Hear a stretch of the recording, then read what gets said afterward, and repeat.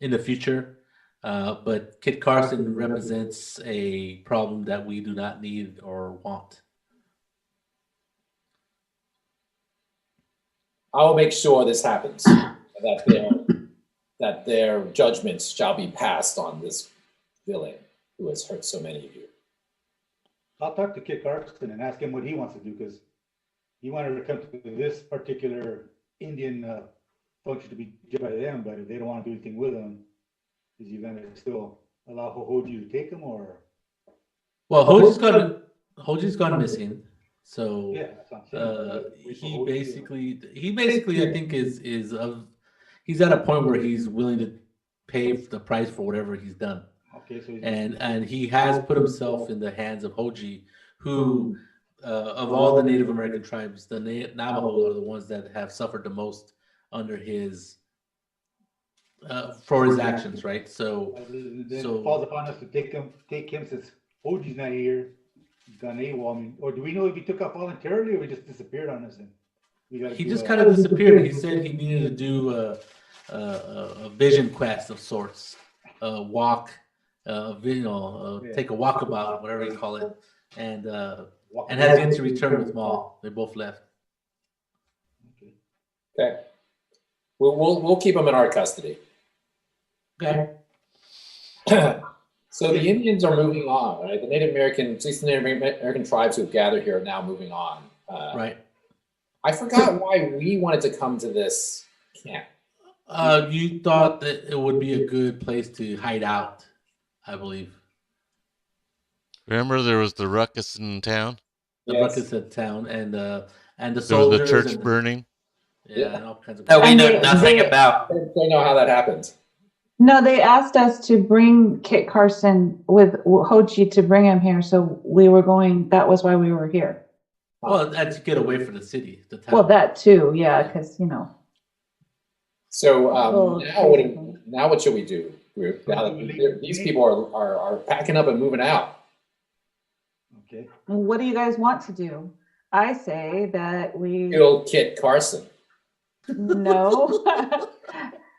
I say that we Kit Carson, and you're denying the Indians their chance of proper retribution or judgment. I mean, are you denying the Indian nation that? That's the only reason why I haven't killed them yet. Okay, well, So we take them to the Navajos?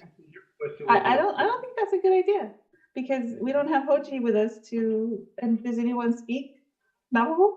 Nope. I speak Choctaw. Well, they discussed what we're gonna do. I'm gonna go drink. Okay. We could find somebody that speaks Navajo that can translate for us. So That's true. I'm sure that you can. We'll ask about.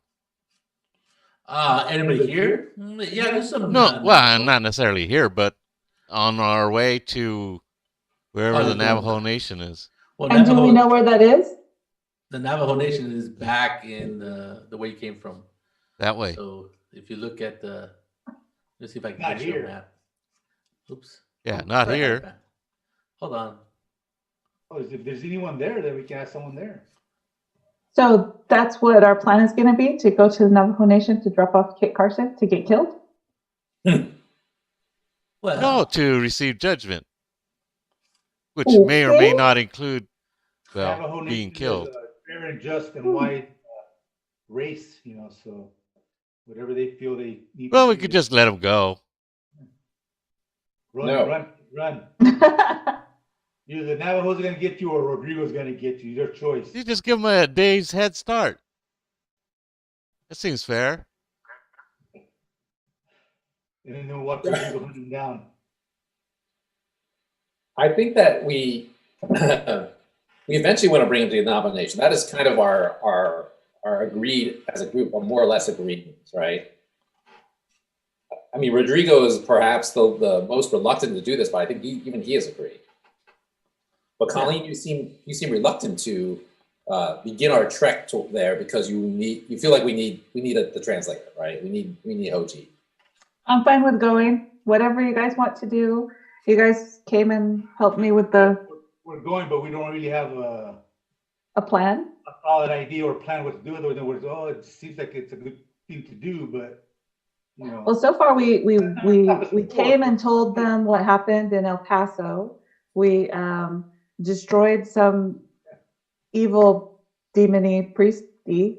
We went to this meeting and Kit Carson was being attacked, so we kept the people from killing him. Been attacked.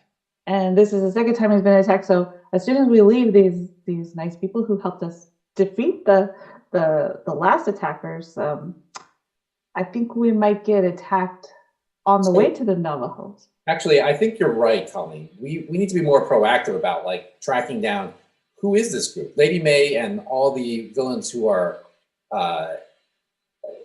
There's something going on that we don't understand. So maybe we should stop for a moment and deal with that rather than just keep on walking into another ambush. I think that might be a good plan. They're like a. So what do we know so far I like about that plan. these forces? I mean, it is not even a plan. It's a plan to make a plan. So you know that they're trying to kill Kit Carson for some reason. True. We do Well, know. it's not just for some reason. It's Well, what's the reason? because I thought he went around the country just completely killing all the Native Americans that he saw. Okay, now we're talking about the other people, the white people that are trying to kill him. They're Also, trying to I have a start a question. war. Well, they Who want to is- make him a martyr, right? Who's in this camp with us? The Arapaho. So just a bunch of Native Americans? So they figured if they kill him here in the Arapaho camp, it might start another war. Well, I That think was they wanna the kill reason. Carson. Well, isn't that why they tried to assassinate him at that meeting? Yes. That too. Yes. They So we wanna- don't want him to get killed by anybody, right? Because then there's going to be a war started. Right. We want the right people to kill him. Rodrigo wants the right people to kill him. I actually don't And Hoji, care that but- much, but I find some bond with you guys, and you guys seem to want the right people to kill him, so I'm gonna go along with that. So okay, it's, also as you guys are having this discussion, where are you having this discussion, and how open is this Not in discussion front of happening? Lady May. No. I think it's a private discussion. Yeah. Okay, so are you guys in your own We- teepee or? We probably office? have. Are we with Kit Carson? Yeah, the 'Cause, you teepee's know, being he just wants to unraveled go. as we're talking inside. Yeah, we're setting up the TP and we're talking. Yeah, you guys are all hunched out, and all of a sudden the light comes Be out. silent. Yeah. I think we have like our own little, like by our horses and our Yeah. packs and everything, right? Okay, We're so just all around there. So where we is have Lady? Okay, so this is what it is. We have Lady May tied up away from us so she can't hear us. Right. We have Kit Carson sitting there telling us he wants to go to the Navajo, and we're trying to Well, he decide. hasn't said anything about that. He just said he put himself in Hoji's hands and he let himself be, and that was the I'll find it in a second. But if you put himself in Hoji's hands, Hoji wants to take him to Navajo Nation. So I mean, that's what his intent was. But you feel that he went on this walkabout, this vision quest to see what the gods or whatever that's why I intent was was. asking Kit Carson what he wants to do, and he still wants to subject himself to ultimate judgment. So if Hoji's not here, we're by proxy, we'll take him over there for Hoji, and he'll catch up with us whenever. Right.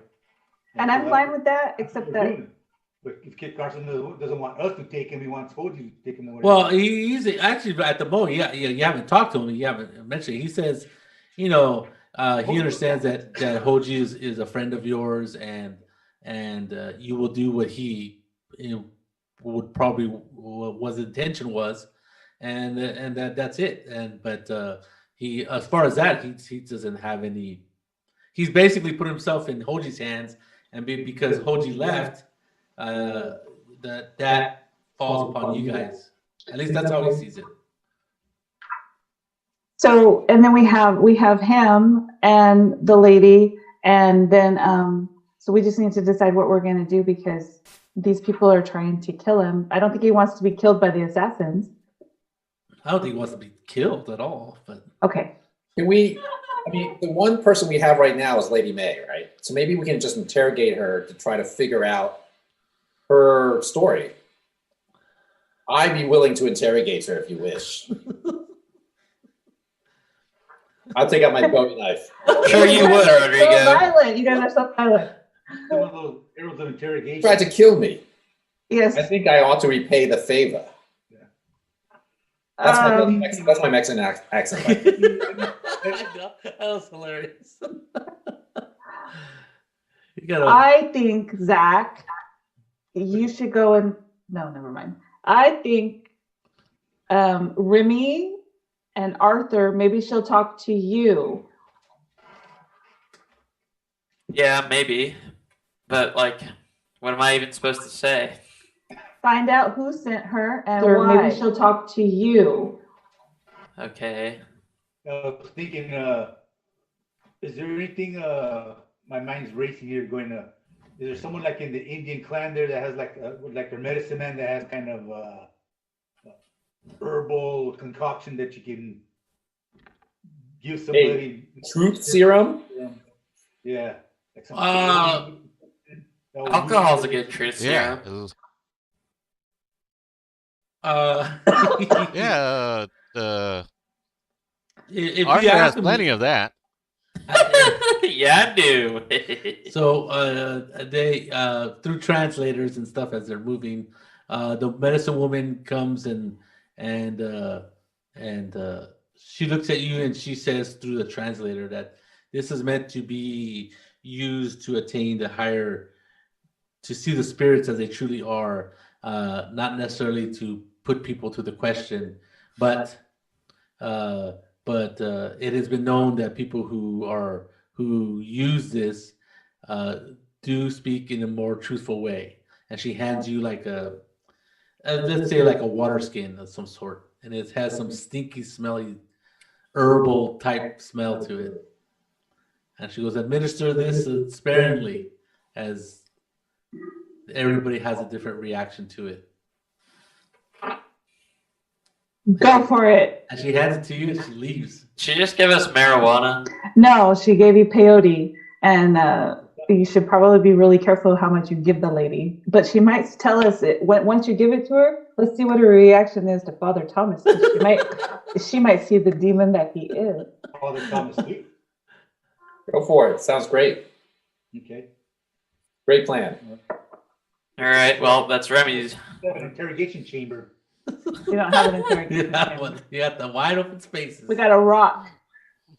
Okay. Alrighty.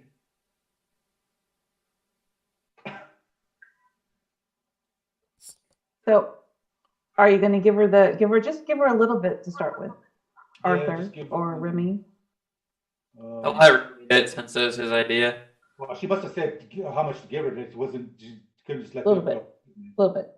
Yeah, she tells you, how much. Like a teaspoon. Okay. She says to start off with a teaspoon and go from there. All right. We'll do that then. See if she take it willingly. So ask her a question after you give it to her. So she looks at you. She goes, "What is this?" It'll heal your wounds. Oh, some Indian medicine. Oh, okay. So Good. she'll take it after you say something stupid like that. But. So she takes it and she's like, almost, it reacts pretty quickly. So she's like, oh yeah, You need better, lady B? yes, Yeah. better. Very good. Okay, so not in the fighting spirit anymore. She seems a little bit more relaxed, kind of like a person on Quaaludes or some sort of what is it? What is it? Quaalude? It's a depressant, I guess. Mm-hmm. Yeah, it's like a depressant. Yeah, muscle relaxer. She's really relaxed. She's like, I mean, peyote's also when she was tied up, she was hallucinogenic, right? Mm-hmm. She was pretty tense, but she's not like Ritalin. kind of like all loosey goosey in her slumping. Arthur? Where's everybody? Arthur? Yeah. What? Who's there with me? I'm with you. And do we want Rodrigo standing there menacingly or no? I don't know. I think it was somebody suggested just you two for some reason. Yeah, that's what Colleen suggested, but I was. For some reason, Colleen doesn't want me near her. I suggested you two because you're white guys that she's going to be able to talk to easier than, or she may talk to, because she seems a little. All Rodrigo doesn't like what you're saying, Colleen. You got fancy pants on. That's what it is. Mexicans? You do have problems with Mexicans. What are you talking You about? have that highfalutin look. Well, Me? Or No, me. No, Remy. Remy and Arthur. You guys got that princey prancy clothes and hat on. I'm still native, dude. That's right. Look, that's right. Did you ever put on your old clothes? I thought you were expecting to. Well, you could always change back to your clothes, Remy. Yeah, well, that's what I'm gonna have to do now. 'Cause I forgot that I was native fighting. That's right, weirdo. Okay. So Okay. anyways, okay, I'm We all know you're a wolf in sheep's clothing. What's that supposed to mean? That you'll rob her while you're giving her the answers you yeah, want. charmer. Yeah. Okay. Yeah, I'm dressed back to my regular motif there, my gambler. Okay. Yeah, I'm dressed in my suit. Might be confused by a white Indian. I don't know. I thought it was relaxed. I go, yeah. Now that you're more in the spirit of a cooperation, it probably behoove you to be a little more forthcoming with your reasonings and intentions of why you seem to be attacking Mr. Carson here constantly. Which, by the way, it's also us because we're with him. She's like, oh yeah, we got paid a lot of money. We got sent a letter. Good old Jake had to read it since none of us read too good, but it was a fancy letter telling us that we get paid a lot of money to come get Kit Carson, this famous old Indian fighter. Who sent you the letter? Well, it was some little kid brought it to us. A whole bunch of us got it the same letter. So it was just a note. It wasn't a letter. What's the difference? Well, a letter's addressed from somebody. A note is just a blank paper with just a message on it. It had one of those fancy, like, I had to tear it open. It had a nice Seal? Yeah, that's it. A seal. It was all pretty. I think Remy disconnected. Did he? He's frozen. Uh-oh. So what do you say? Oh, he's back. Okay, I didn't hear any of that because it froze. She says that there was a wax seal on it, Yeah, on his letter. It was all fancy like. Yeah. What was the initial on the seal? Initial. It was like a picture. Picture of Yeah. Oh, it looked like a. Oh, it looked like a. I don't know, like a lizard or something. what? Lizard. And That's weird. Do you still by chance have the lizard letter there? Oh, yeah. Perhaps in your Yeah, she goes. She digs. She digs into her dress, and she comes out with this. oh me. She cut it off. It's actually red wax, but this is what it looks like. I'll share my screen real quick. Hold on a second. I gotta figure out how to share my screen. All right. It's in the more. It's in the more. I just gotta make it bigger, and then it shows up. It's right. It's okay. what? We should buy one. It's only $16. Exactly. That's a lot of money there, Rodrigo. $16. $16 is a lot of money. Yeah, it's true, actually. Yeah. Okay. That's what you Bodies, see. we got it. Okay. Okay, just kind of look at the note and then put it away. But wait, so you didn't read the note, did you? No, it's not the note. She literally cut off the wax seal because it looked so interesting. Oh, Do you still have the letter? yeah. So No, I don't have the letter. okay. That's over to Arthur, let him look at it. And, I don't think I've ever seen this before. But it was an anonymous note to her. Anonymous? Like, I mean, I'm not there, but I'm just wondering. Yeah, Rodrigo, you're not there. Yeah, Remy, who signed the letter? I'm Are not you there there either. But she didn't give us a letter. I'm gonna mute you people if you don't be quiet. Oh, the power of the moderator mute. Okay, so all these voices in my head. I put you. Oh, I should have made a breakout room. That's what I should have done. Okay, anyway, so that's what you see. And she goes, yes, the letter did not have it. Oh, it did have the initials. Oh, it had like a. I think it had like a LL initials. LLB? LL. Something like that. Yes, LL. It was real fancy. It was real pretty. The writing was real pretty. This, and then how were, okay, well, someone wants you to, so someone hired you to get rid of Kit Carson. And were you Well, the letter was not like that. It was like, they wanted us to meet at a saloon, and we all went to the saloon, and then this man showed up, a real fancy man, like kind of like you, Remy. He had like ruffled collar. He was very clean. He smelled of rose water, and he was very well. He talked really fancy. cultured? Yeah, that's it. And What was the- and what was then the that's meeting? when he told us what the job was, and some people walked away, but some of us stayed, and the ones that stayed are the ones who came on this job. Okay. They seemed to really know a lot about each of us, so it was pretty weird. What was the meeting at? You said a saloon. Where's the saloon at? Oh, the saloon was in. We'll make it easy for you. It was in New Orleans. Oh, okay. I know it Now, well. a little bit over a month ago.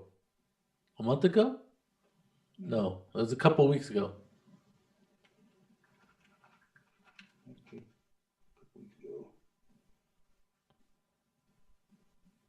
Couple weeks ago. So you guys accept the award, the terms, how would you get compensation? Oh, they paid us up front. Okay, ooh, okay. Alrighty. How much were you paid? What's that? How much were you paid? Well, just for showing up for the meeting was $5, and then for the job was $50 in silver coins. Okay, so all right, so you got this job, okay, and I'm wondering, so when you completed the task requested, how was you? What was the procedure for further communication between you and this? Oh, well, one of the fellows did ask that, and he said the lawyer type person. I guess he's a lawyer. He looked like a lawyer. And Mr. Fancy Pants, he said that Kobayashi? his employer would know when the deed was done. That's pretty vague. Let's see. Vague, yeah. I don't know. So basically they would know that you completed. All right. Right. But no show, no proof. Okay. Colleen, what do you think those guys are doing over there talking to Lady May? That's my Mexican accent, by the way. Very nice. They are interrogating her to try to figure out what's going on so we can get out of here. She seems, she's like moving around like she's in some sort of stupor, Yeah. Okay. Should we go and help them? Hold I took a on. nap and they're still doing that? What was that, Sip? I'm telling Arthur, keep an eye. I'm gonna go conversate with the group outside. I would assume Okay. they're outside the tent. Yeah, we'll keep it. Oh yeah, Tep's gone. Sun's gone. Oh, we're out in the open? Yeah. Okay. Put your clothes on. These Indians are pretty efficient, man. They just took the tent right under me. All right.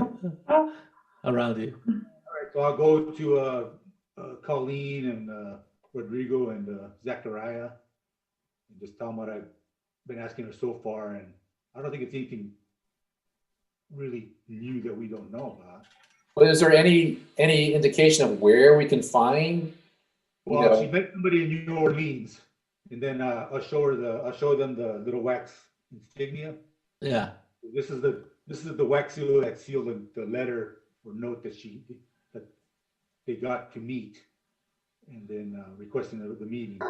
Do we recognize this symbol? And the initials LL were at the Give bottom. me any kind of give me either a history check. Is there an arcane check here? I'll be right back. Yeah, there is an arcane check. A history check, arcane check, or straight intelligence roll. Or insight? No, not really insight. 16, history. 20 if I have an advantage. Oops, I clicked twice by accident. He thought he knew something, but he didn't. Yes. Wait a second. No. So, with your 16, Have I seen this symbol on one of the crazy priests that we've been around recently? Or in Don Diego's library? okay. So when you you looked at some of remember the priest that turned into something you still don't know Yes, what it is? I do. I remember him vividly. So he had a book and he had a bunch of writings in it. Remember? I don't know if you remember. Mhm. And do you still have that book? The book that the priest that I took the book to the other priest, or the priest that we killed because he was some kind Priest of that you killed. Or did you leave it I don't think I still have it. Okay, so you thought the symbol, the lizard thing, looked familiar. You think you saw it a couple times on that, scribbled into the margins of the person's Bible, Okay. but not the rest of it. Just for example, let's call it a dragon, if you want to use that term. Some sort of serpent. I remember seeing this in that Bible, in that Flying priest lizard. that was whatever he was, the one that turned into some flying creature. The flying lizard. Yes, you asked me. I agree. I read some books. I mean, one book had a dragon in it. Looks like a dragon. Thank you, Rodrigo. What book was that, Rodrigo? Well, they call some units in the army dragoons. Is that the same thing? Good point. I don't think so. I don't Jeff. think it is. I'm not sure what well, I don't know. You don't know? Anyway, so maybe this has something to do with that guy that turned into the flying creature. It was not a chupacabra, but But it was a something like that. chupacabra. I think they had dragons in medieval times, but they're extinct now. So I think maybe you're right. the whole Latin thing, it's like a Latin dragon, a Roman dragon. So you guys want to? Okay, so we're discussing this. I want to go back and continue. I want to ask her about Father. What's his name? I want to ask her about Father Thomas. Tomas. Yes. Yes, my son. How can I help you? No. I want to ask Lady May about Father Thomas. Oh, he's stuck around, by the way. Oh, he's The hiding. Arapahoes are leaving, and he's like, and he approaches you, Zachariah. He goes, I think I'll stick with you guys for a while. No, you go on ahead with these Arapahoes. They seem to like you. Yeah, but you guys seem to be, in the middle of something. That ain't no guy. That's a lady. That's Lady Colleen. Make sure you get that straight. I'm talking about all your group. Them gentlemen. That's a lady. Yes, you are. I'm a cowboy. Zachariah, yes. But there seems to be some sort of a convergence of some sort around. You didn't hear it from me, but I think there's some folks in our little posse here that don't take a kind eye towards you. So I don't know if you want to stick around. Well, hopefully I can change their mind about their opinions. Didn't somebody shoot him? One of our. Yeah, somebody did shoot him. Was it you? Was it? No. Oh. I thought somebody in our group attacked him, but maybe I'm wrong. I let him. When he got shot, I just walked away. And just as a reminder, Zachariah, you didn't like it when he knew all the stuff about your parents. This is out of the game, of course. I'm not there. You can't be his memory, Jolene.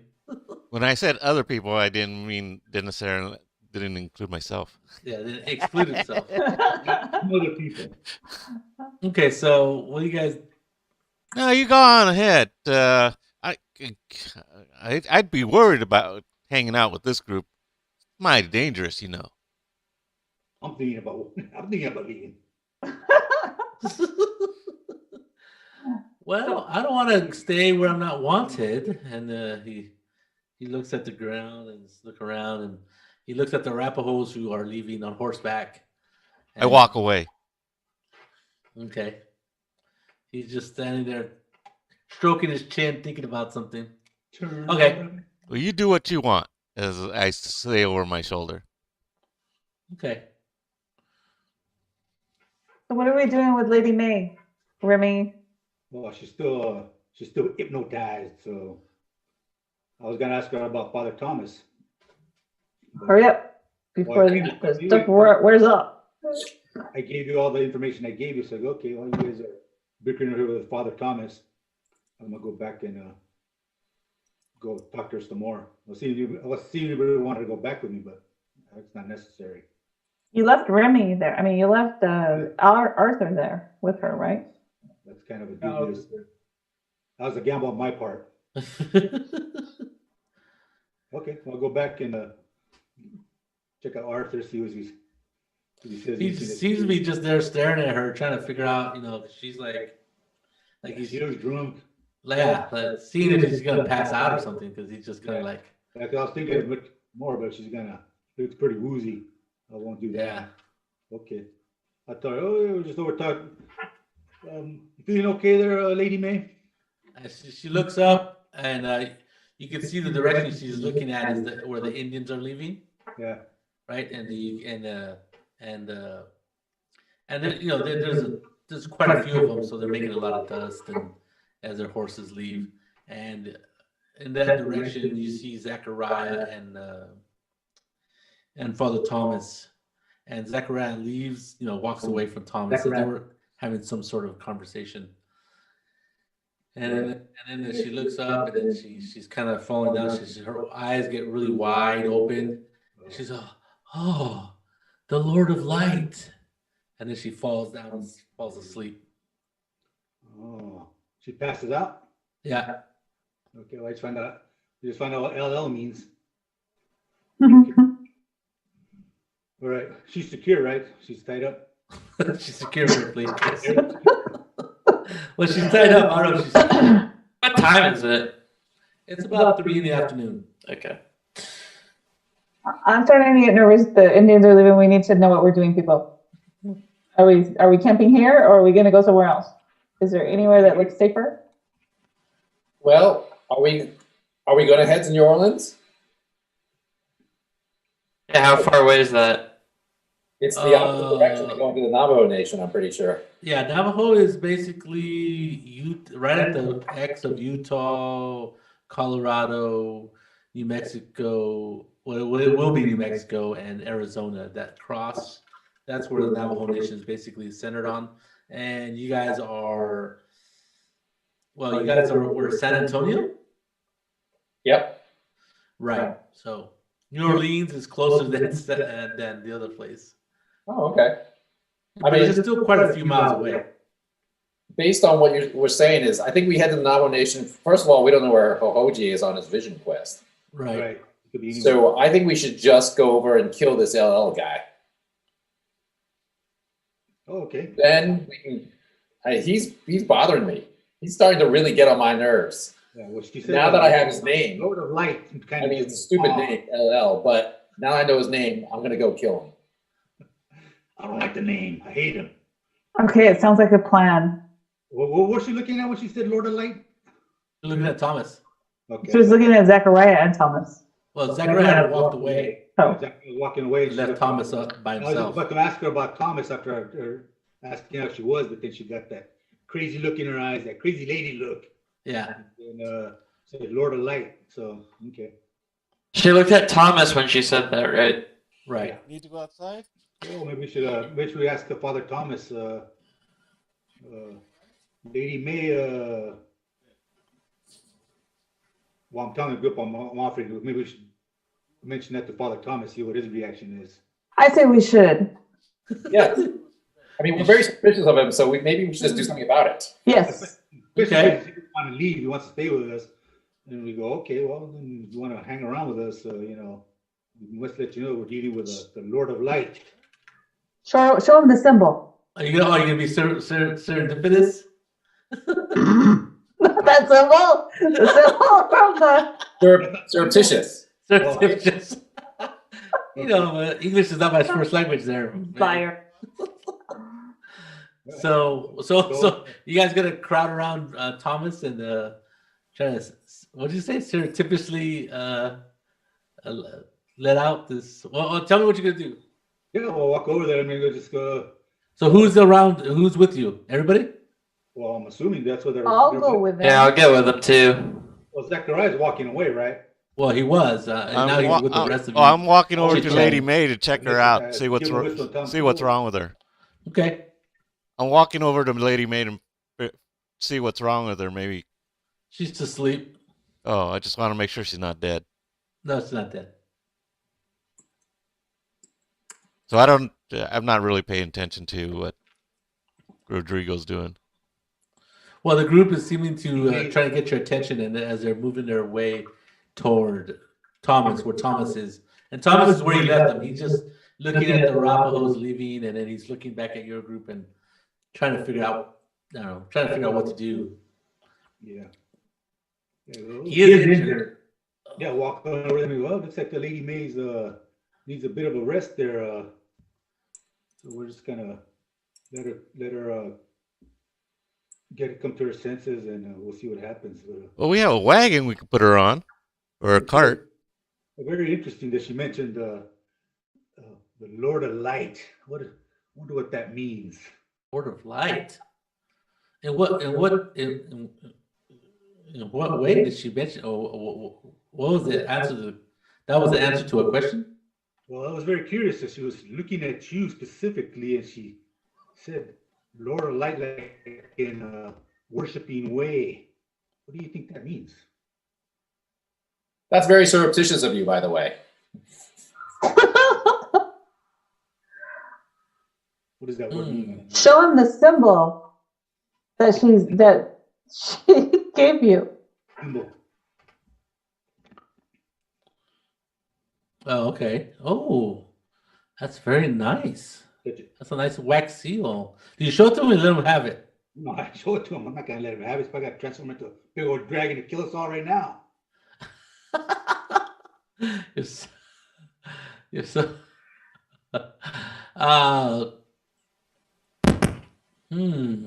That's very interesting to that symbol, and she called me. She said that when she saw me. And then he's like looking at the sun, and he goes, "Well, the sun was kind of behind me." And now that you look at it, the sun was kind of setting in kind of behind him. So, and what was that you gave him? What was that in that wineskin you have there? Oh, just water. Oh, she looked a little Holy water. Maybe he's thirsty. Oh. Do you like a drink? Me? And then sure. Asking. So he opens it up and he Offer some. doesn't smell it. He just drinks it, and he takes a big swig. He's that tastes a little different. And then like nothing happens. So he goes, "Well, I don't know what to tell you. I'm not sure why she would say that, but well, who is this Lord of Light business? Maybe it's a pseudonym or a fake name. Like writers who write books. Yeah. Sometimes they write under an assumed name. They call it. So I'm going to shove everybody out of my way here. I think you need some Rodrigo magic. I read a book about magic once. Look at this magic trick. He takes out his Bowie knife and he's like, "Listen, Padre, we know you're not who you really are, or you pretend to are. Speak up now or taste the blade." Wow. I don't know what I did to you, Rodrigo, to make you so angry. I am I'm nonplussed. always angry. I am nonplussed. I have noticed that you maybe to truly live, you must release your anger. And That's a good idea. I'm about to. I look at Father Thomas and I shrug my shoulders and I said, "I told you, you should have listened to me." Can I make an intimidation roll? yes, Oh, I'm intimidated. 19. Oh, that's pretty good. Rodrigo's good at intimidating. Yeah. He's kind of like, he seems a little shocked at your actions, and he steps back, and he says, "You should." He looks at the rest of you. Goes, "You should calm down your friend here. He seems a little bit upset, more than he should be. And I have done you no harm, Rodrigo. I have done nobody here harm." Yeah? How is it that you were here when we were ambushed by Lady May and her thugs? You seem like you're part of this, and don't deny it. I was shot by one of their thugs. That was just bad aim. If it was me, you wouldn't be here to complain about it. Seems really shocked. He's stepping back away from you. Are you not advancing? Are you? Yeah. Well, I don't know, Rodrigo. He was shot. I mean, Plenty of people were shot. Just because you're shot makes you a good person? I'll show you. it doesn't make you a friend of the enemy. That confuses me. What you talking about? So, everybody give me, just roll initiative. What's that? Oh, God. Roll initiative. Oh, that's interesting. Unexpected. Unexpected. Oops. Oh, I rolled a 20 and I didn't click on my character. There you go. Oh, I didn't click on my character either, but I got a 22. Oh, I didn't click on my character either. Oh my God, you guys are such. Oh, I got a 19. I forget. Where's the initiative tracker? I got 20 and then a 19. Oh, I wasted all the good rolls. You can just change mine to a 22. Yeah, change mine to a 22. Change mine to a 22 also. Even though I rolled a 22, people. Okay. I'm sure you did. It says it right there. You can see it in the chat. Mm-hmm. What'd you roll, Zechariah? Remind me what the proper procedure is. We're supposed to click on our character on the Our map. token, Oh, your our token. Yeah. Yes, on the and then map. do what? What did you roll, Zechariah? 21. After you click on your token, then how do you roll for initiative? You click on the letters that actually say initiative underneath your initiative number. Arthur, what'd you roll? Oh, I got a 16. okay. So you click it on your character. You still click it on your character sheet, but you first Yes. have to select We the lost character. the talent. That's really bizarre. Why? Well, anyway, Roll20's got plenty of those things. Rolling initiative? Yeah. Where am I?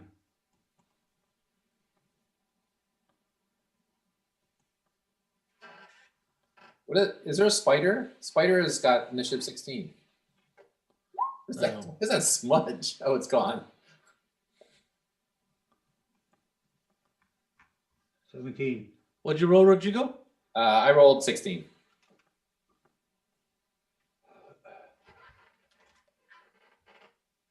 Let me get Father Thomas.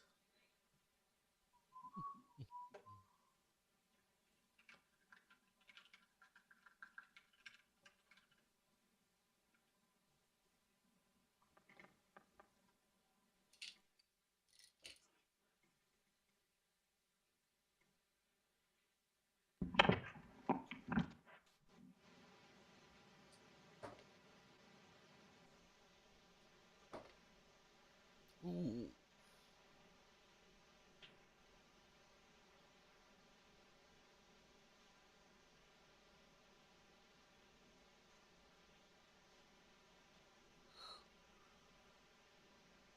Alrighty then. What's going on here? I can't touch anything on the. You're on the wrong layer. That's what it is.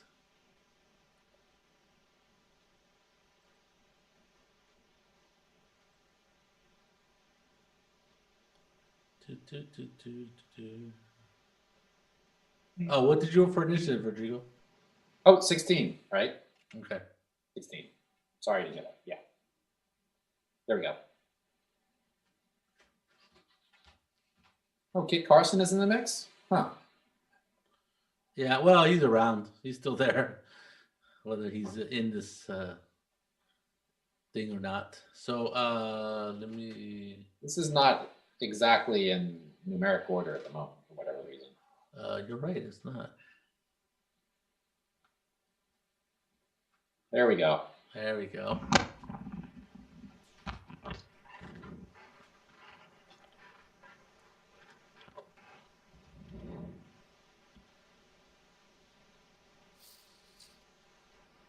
Mhm.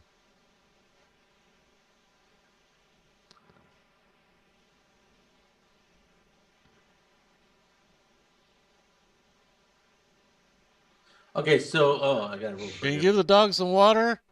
Is,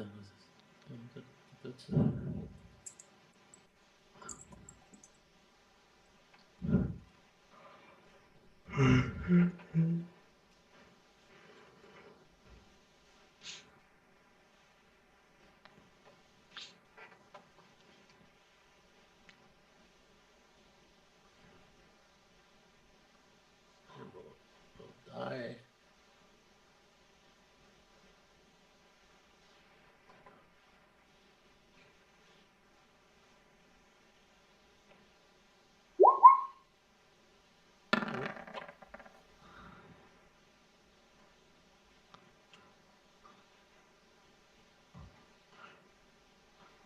Okay, so the first one on top of the order is Tomas. He backs up and he says, this is getting out of hand here, Rodrigo. You should calm down. And he waves his hands in front of you like this. Make a saving throw. All right. What kind of saving throw? Make a. That's the What kind of saving throws do you have? Just any stat. Make a willpower saving throw. I'm sorry. Wisdom. Wisdom. Wisdom. Sorry, not wisdom. I'm not very wise. Come on, Paul. Why don't you choose dexterity? I can jump out of the way really quickly, but not with my mind. Not with your mind. I failed. I'm pretty sure. Failed, yes. Unless it was one of the lamest spells ever. No, it's not the lamest spells ever.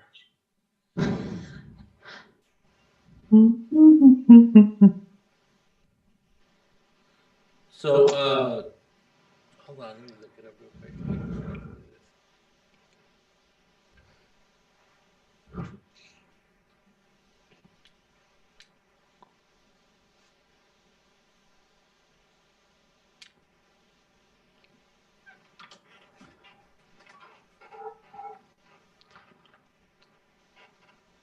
He says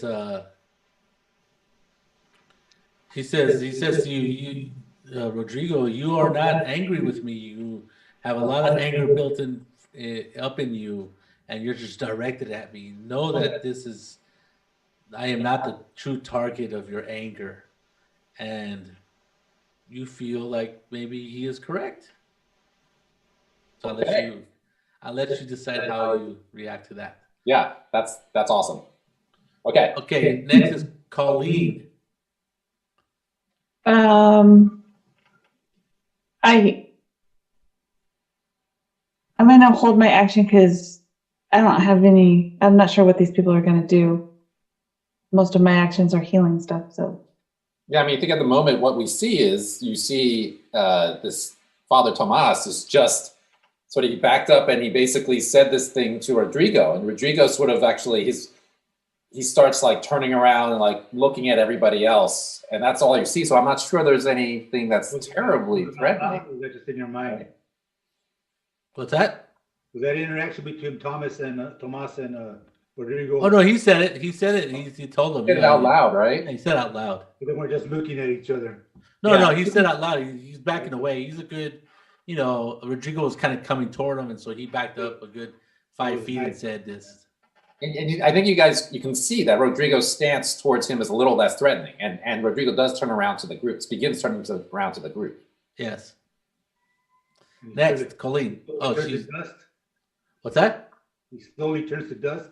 No. No, he's just turning around. All right. I mean, very slowly turning to dust. I said I'm gonna hold my action, Saul. Okay. Zachariah. I stride forward toward Rodrigo and I'm reaching out as if I was going to grab his shoulder, but then think better of it and just kind of tell him he hasn't really done anything against us. And then that's when he turns around, I guess, and looks at us. Okay. Good. Next. Remy. Sorry. Okay. All right. Then, okay, seeing that that big attitude change in Rodrigo there, and kind of curious, and I see that Father Thomas is unaffected by the drink, right? Oh, yeah. He definitely noticed that. He doesn't seem unaffected. Okay. So everybody give me a what's not notice anymore? What's it called? Perception? Perception check. Okay.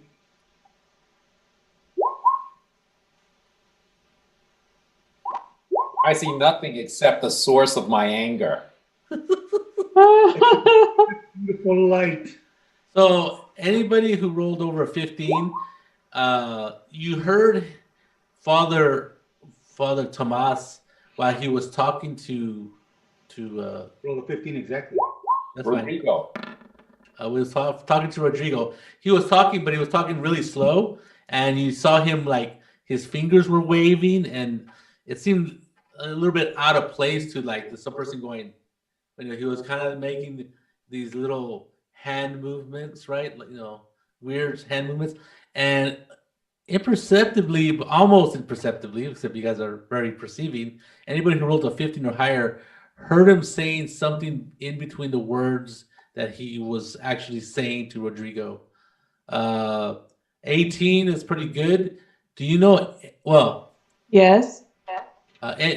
Anybody who knows any Spanish noticed that the words were very Spanish sounding, but Were they Latin? Because I know Latin. If you know Latin, they were Latin. Okay. Were you able? Is Colleen able to actually understand the Latin, or just know that it is Latin? I do. I read in Latin. So then you would hear weird words like like I don't know. I don't know how to in like when he was talking in between, then you heard him say uh, some words seemingly like "I am not your enemy." You will, you know, you will Cease and fall under. desist. You will fall under the power that I. You will do what I have. say. Yes, that kind Oh of well, thing. then if I heard that, But it was really imperceptible, and you didn't hear the whole words. I mean, you didn't hear the whole sentence. You just heard words seemingly like that, and obviously some other people didn't hear it. Except so for I'm gonna go ahead and take my action then. I'm gonna I heard when about it. as Rodrigo is turning around, I'm gonna touch him on the shoulder and do a healer's touch to see if I can to see if it'll snap him out of it. sure, why not? Ooh, interesting. It's all it does is an action to touch. It does a 1d4 of healing to the person. So will healing do anything to him? Could try I can try. You could do the reverse. and harm him. Yeah, shock him. I'm the emperor. I'm the I got empress. 3. So that means I would heal him for 3 points. Okay. So Cut out his So what do you do? I'll let that take a little minute of time to sink in. What are you doing, Arthur? What did you do, wait, Remy? Remy didn't go. Yeah, sorry, I skipped you, Remy. What are you gonna do, Sip? Okay, yeah, I saw what the change in the Kalinko before me then. Yeah, accidentally, but yeah, she did actually because she actually scored higher. I just need to know if I saw what she did. Well, you see what she did, yes, Okay. and you heard some Spanish sounding name, underneath his breath and in between the words that he was saying really loudly. But I didn't understand him, right? Because I don't know Latin. No, you don't know Latin, but it sounded Spanish sounding. Okay, all right. So then I see the change in reaction of Rodrigo, and then I see Colleen doing something with him, and I noticed this thing. Okay, Father Thomas, you obviously more than you appear. Perhaps we would listen to your sage advice if you have anything concrete to offer other than letting us try to figure it out ourselves. Obviously, you have some ulterior motive or plan. You don't pull out your gun? Who, me? Yeah. No. Okay. Peaceful man.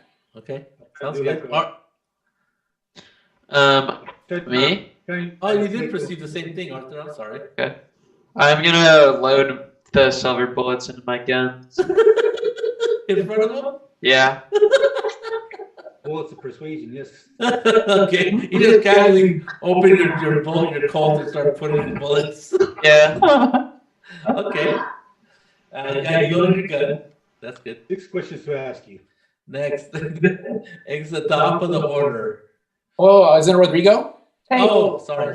Yeah, Rodrigo, you. So here's what I think happens, Saul. There you go. You tell me if this makes sense, okay? So I'm turning around, and I still Rodrigo has his Bowie knife in his hand. Oh yeah. He turns around, and his eyes actually sweep past everybody in the group and locks on Kit Carson, who's apparently in the area here.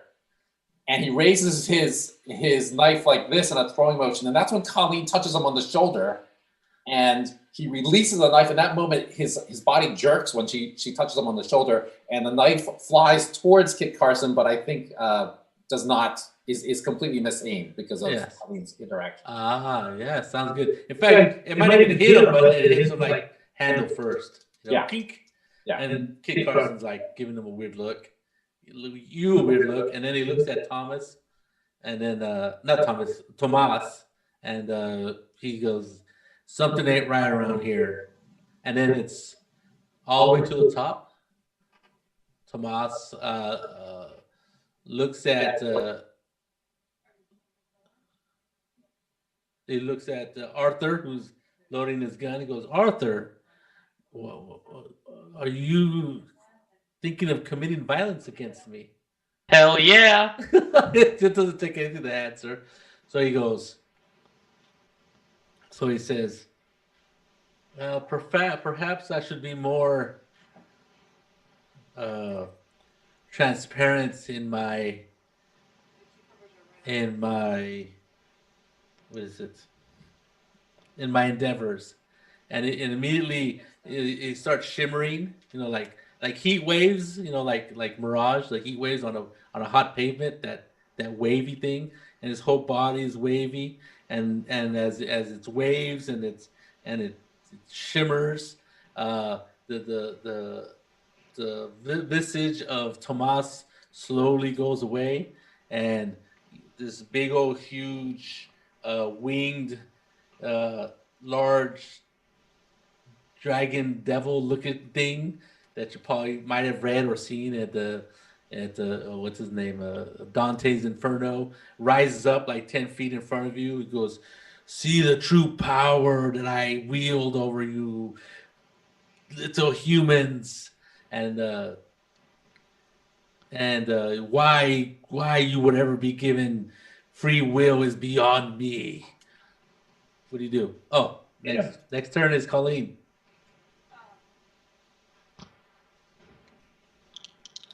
I had the right idea, I just didn't have the right tactic.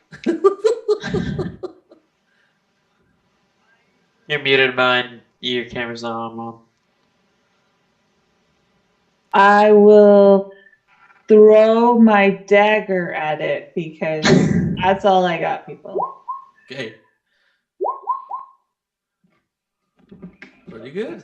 I think I hit it twice. Yeah. I'm not sure. But you hit once because. Nice. Okay. Do I hit it with a 21? Yeah. Probably. That's pretty good. Did it do the damage? Or do I have to click on the on dagger. it? Working on it. Click on the word that says dagger. There you go. 5. I got 5 points. You threw it at him? I did. You said I hit him with it. Oh, I just wondered if you threw it at him. Yeah, so it stabs and it kind of falls off of him. It kind of went in, but it just kind of like whoop, like it pops up right back out. So I didn't hit him. Oh no, it hit. It went in, but Okay. it kind of like whoop, it just kind of falls right out. So I didn't do 5 points of damage. I'm just telling you what happened. Whether it did 5 points of damage or not, that's up to your interpretation. Nice. 5 points down, people. Zachariah, you're up. I think you're right, kid. Something ain't right around here. And I pull out my Smith & Wesson and fire. Okay. And I miss, it looks like. Okay. Probably. A 9 is a miss, yes. Next is Rebby. Oh, we lost Rebby. We'll skip him for now. Rodrigo, what are you doing? You tell me, is Rodrigo still underneath his spell? No. Oh, it's been broken. Yes. Yeah. Okay, so my Bowie knife, unfortunately, has been wasted. So I take out my, I step back and load my, you know what? I'm close enough to him. I don't have time to get my rifle. My rifle's back by my horse anyway. I'm going to go and just tackle this guy. Oh, It's not a guy. You're gonna tackle the winged demon. it's flying, right? It's floating? a creature now. Well, it's standing up still. Oh, okay. Okay, this is what I'm going to do. I'm going to, I realize what happened. I'm like, oh my gosh, this is horrible. I don't have a weapon. So I'm going to use my Commander's Strike. I'm going to forego my attack and use my bonus action to direct my companion to fight. And I'm going to say, shoot him, Arthur, shoot this monstrosity.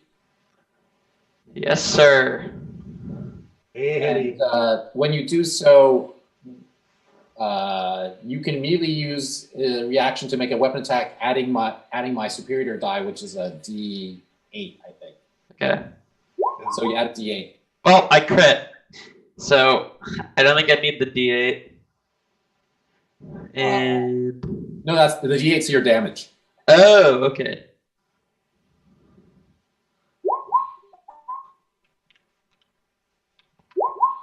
So I shot him for 23 damage.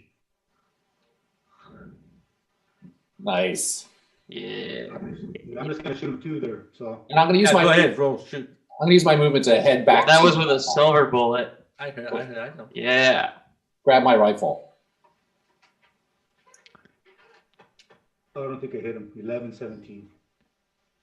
17? No, he got an 11. Oh, 11. yeah. No advantage? Next, that was a lot of damage. Next is Arthur Kit Carson. He goes, holy shit, and he unloads his. He fans his hammer, and bullets ring out. Oh.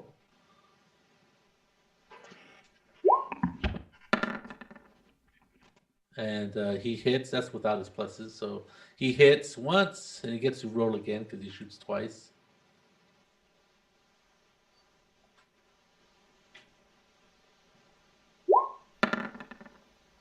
$17. So he hits twice. Gunfire erupts all around this thing, and he does so much damage. I guess I can put down.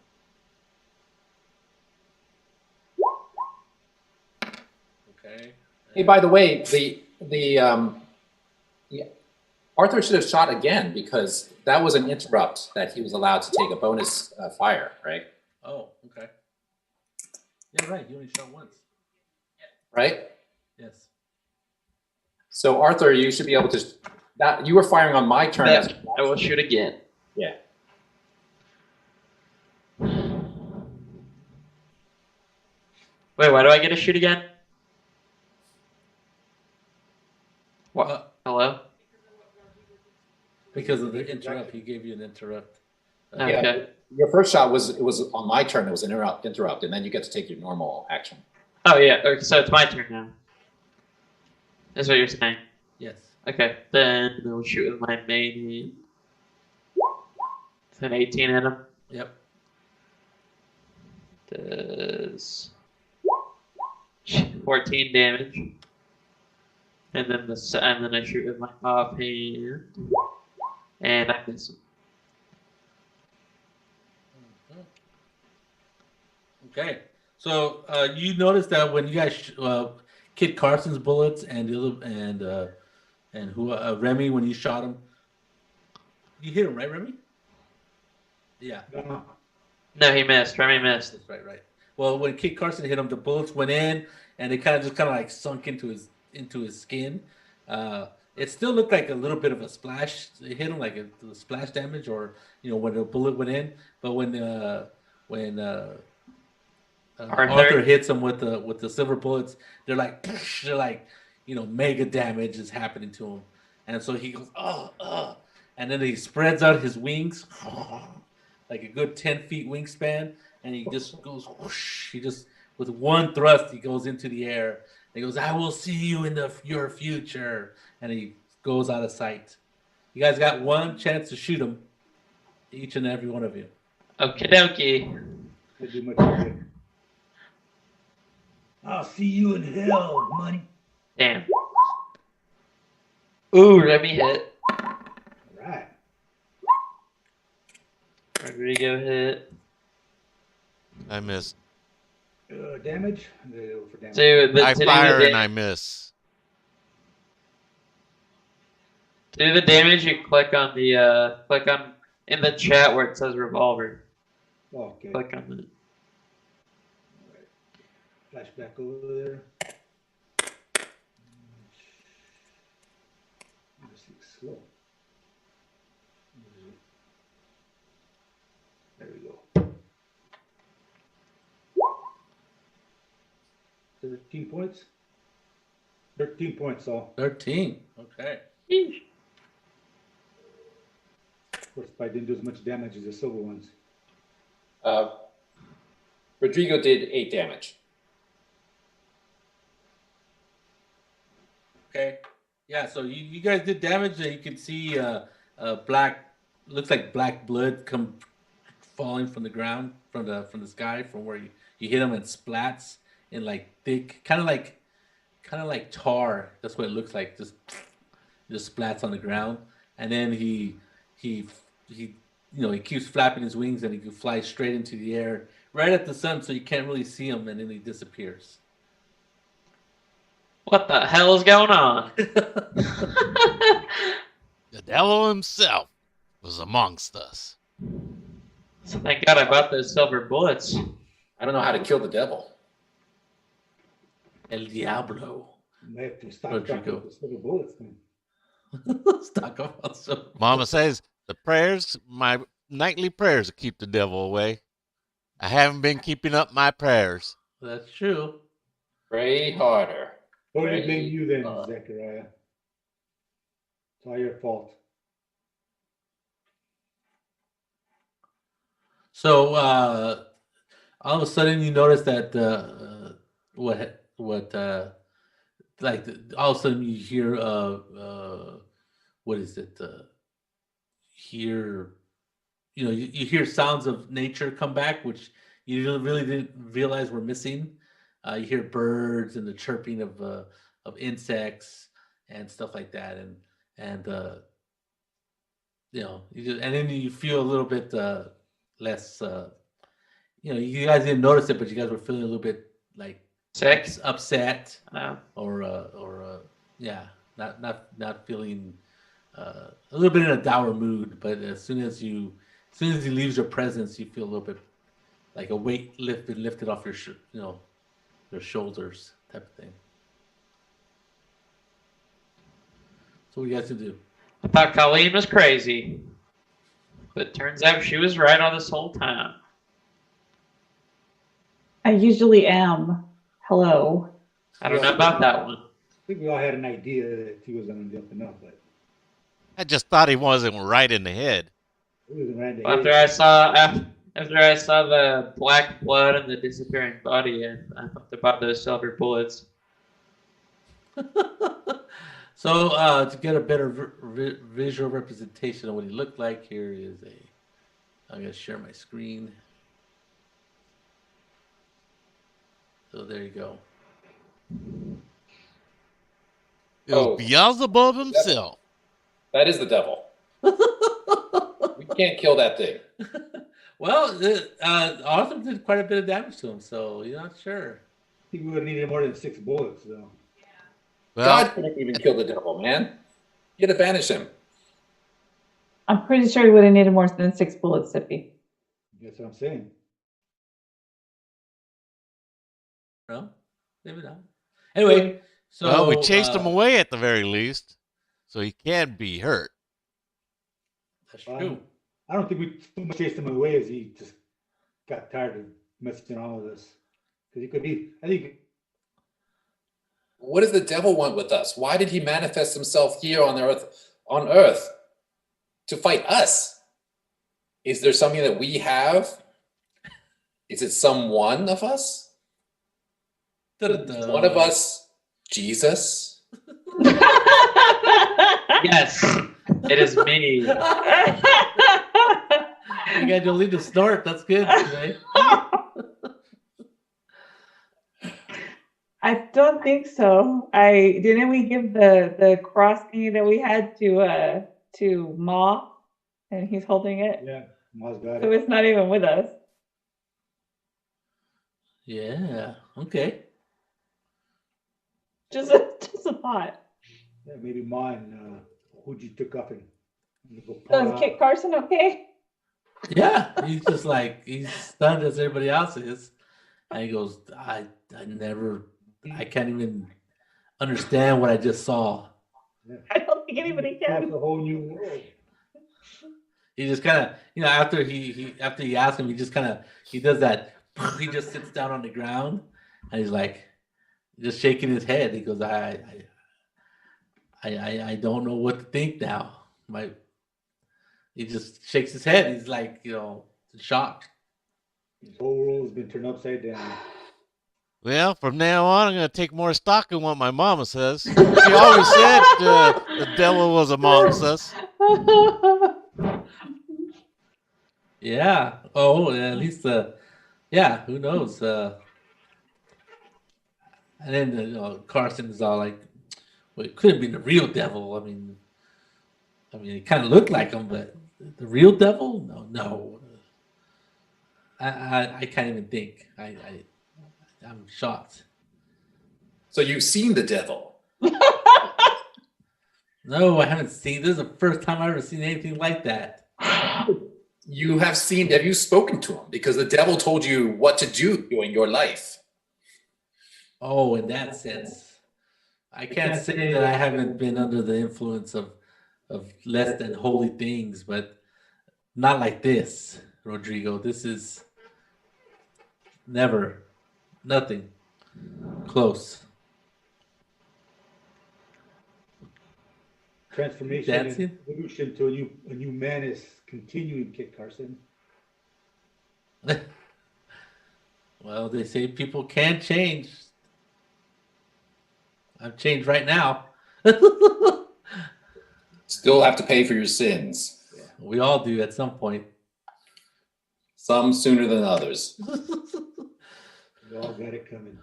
So, you guys are basically on your own on this little large plain, ex encampment of the Raho tribe.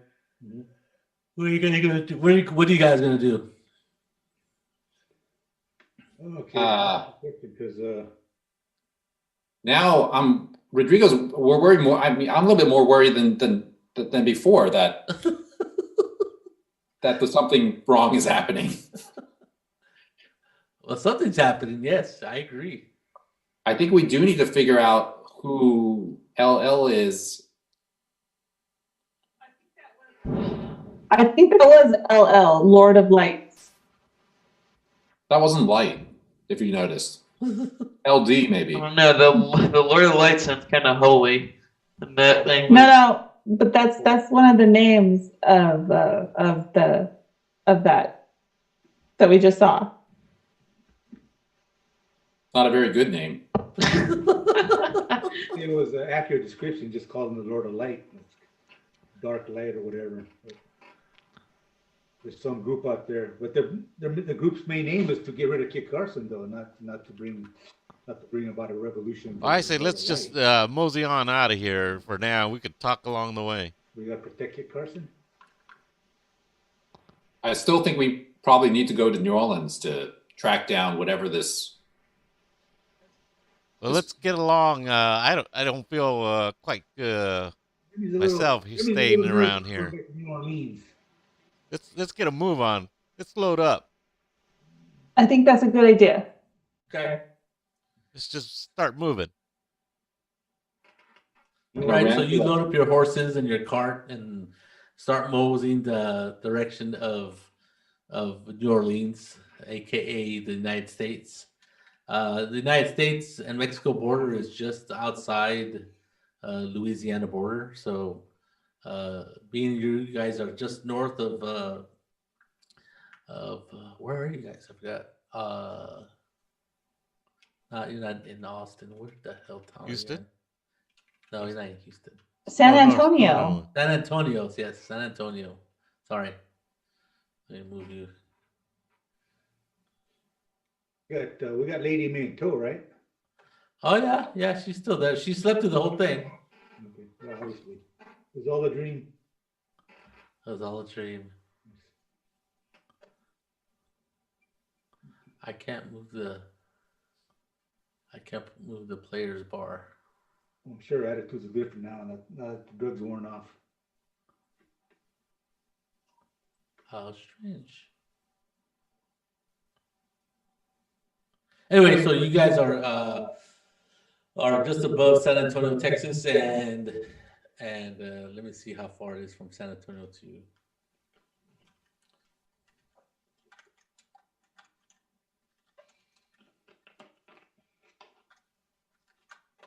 Ooh, look at Dallas.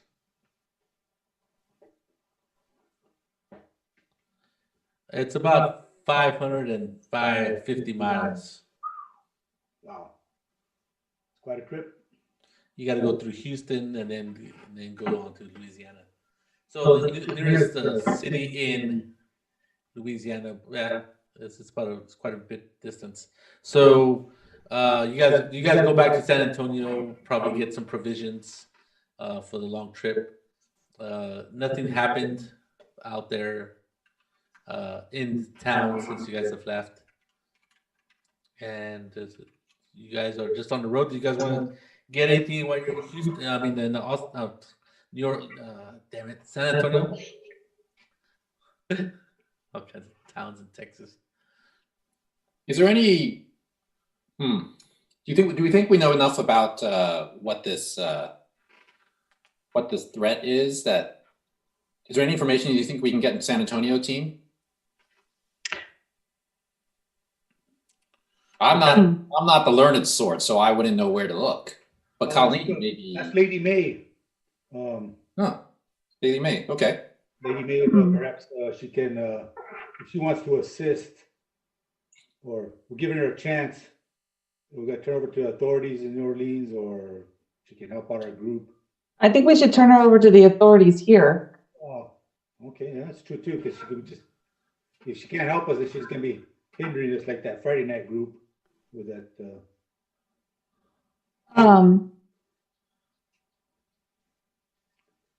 Is she? If you ask her, is she telling you anything?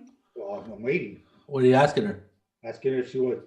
We're giving her a choice. We turn over to authorities, or if she wants to chance at redemption by helping us out, and then we'll set her free at a future point. Actually, we should interrogate her about. I mean, she is in cahoots with this Lord of Light. Now she's seen it, right? She probably. We didn't know what she saw. She just said Lord of Light. But now, I mean, she saw this demon that arose from Father Tomas. No, she was passed out. Oh, was she? Yeah. Oh, yeah. She had taken peyote. Okay. Lord of Light, but I mean, I don't know if she ever saw the true form. Right. Okay. I forgot she was passed out during our encounter. Okay. Well, we could just tell her, yeah, we saw the Lord of Light Beelzebub.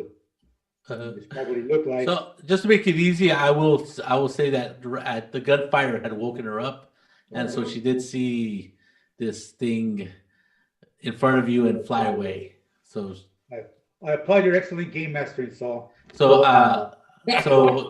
she by the time you guys get to her, one, she's coming down off peyote, which is a hallucinogenic.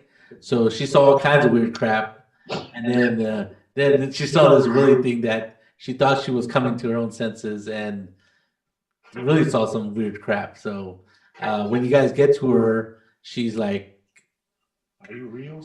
She's like catatonic, like she's trying to grasp what she saw. So she when you start talking to her, she just kind of goes, yeah, whatever you need. Take me back to New Orleans. I'll tell you who that fancy pants lawyer type person was, and I want to be on the right side of this. Okay, I'm giving Colleen a look. See what's her reaction. Wow, that's great. Colleen. I'm sorry, I was distracted. So we're going to New Orleans? That's the plan. plan. That was their answer. Yeah, is that good enough for you? Or you still insist on getting rid of her? I'm fine with whatever you guys want to do. Okay. Well, she says that so Lady May, after seeing the demon, says that she is willing to work with us and tell us about this lawyer who wrote her the letter. Right. Okay. Okay. Are we dragging Kit Carson with us? We got to drag him everywhere. So. Okay, just checking. We're not dragging him, Colleen. He's willingly going with us. Yes. Okay. Keep an eye so we don't open the gates of hell or something. And Rodrigo's not going to kill him. Well, I don't No, know. I'm still. I mean, I tried. You stopped me, but I Okay. my senses. All the errors of his ways. It sounds like a plan to me.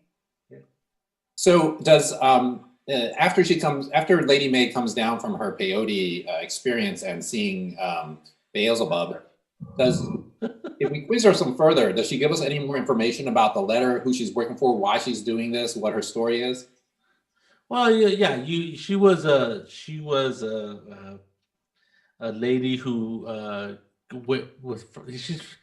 she's from the East Coast, went west to following her man, set up a a homestead, but she really didn't like doing that. She ran away from her husband, settled in New Orleans, working, finding a job as a seamstress and earning her pay that way. But that some typical sad sack story of that. And then she had to be on her own, so she learned how to use a weapon.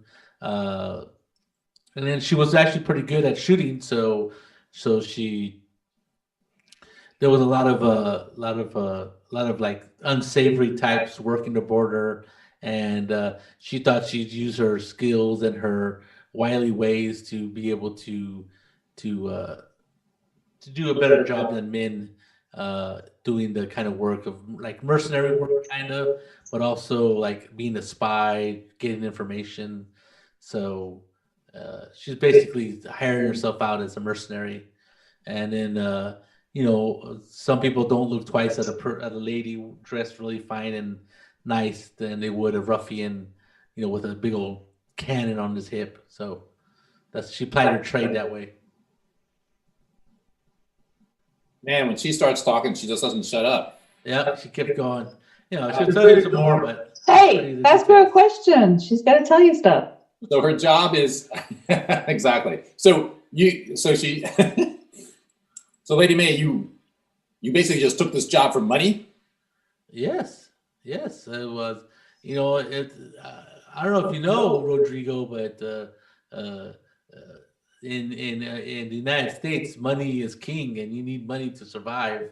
And the more money you have, the more it is easier to have a good life. Are you guys sure you want to go to New Orleans? We're going to be leaving Texas and Mexico. I know, it's filled with damn Americans. That's where this I journey agree. That's where the journey is set before us. Okay. I mean, someone hired Lady May to ambush us. Someone hired those other fellows to ambush us. I'm just pointing out we're leaving Texas. So. Well, it wasn't us per se, Rodrigo. It was more like Kit Carson. Maybe, but I seem to be the one who's getting stabbed and shot at. We've got Kit Carson for you. Come on out. Colleen, Okay. you seem reluctant to leave Texas, and I've never been out of Texas. Me neither. Well, Remy's the first step in a long journey is that first step. Going back to New Orleans, to be quite honest. What's that? Yeah, Remy's a little nervous about going back to New Orleans. He got sort of issues there that he had to leave New Orleans, but. Well, I think I'll be okay because, I'm with you guys, and since, I'm young, I don't have much experience other than. Okay. Yeah, you'll be okay with us. Yeah, don't be afraid. I've never been out of Texas either, Colleen, but I'll protect you. You're like almost like my own. Well, anyway, I'll protect you. Okay. So are you guys going to need any special equipment or anything that you want to pick up in San Antonio, Texas? It is a 500-mile journey, 500-plus mile journey. The map behind me is San Antonio in 1880. So it's in the future, but that's cool. That's close enough. But just to show you that it's big, It's but big. not that big Yeah. by today's standards. It's a Western town. As long as nobody notices that Kit Carson isn't where he's supposed to be, I think we're good. Where's he supposed to be? We were supposed to take him to the Navajo Nation. Oh. Hello. Ohoji can find us when he's ready. Okay. I'm good. I don't know if we need anything. Supplies. And maybe his attitude will be tempered by then.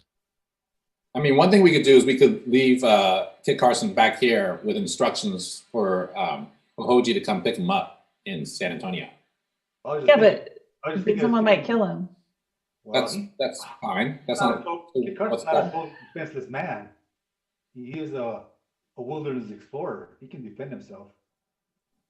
So maybe you should ask him. Well, that's what I was gonna say. I go, maybe you should stay here and wait for Hohoji. And Well, he could go home. Hohoji can always find him. yeah, that's true. What we're saying is it would probably behoove Kit Carson not to go with us because that's where the people who want to kill him come from. And Louisiana? well, yeah, weren't you listening? They came from New Orleans. As far as I know, that's in Louisiana. Yeah. Well, I mean, credit that he's asking me. That's what I'm. Why would the people in Louisiana want to kill Kit Carson? Are you from a different New Orleans, Remy? To start a war with Mexico. We just finished the damn war with the U.S.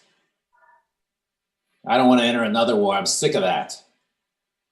Unless it's to annex the rest of the U.S. to Mexico, which is actually not a bad idea.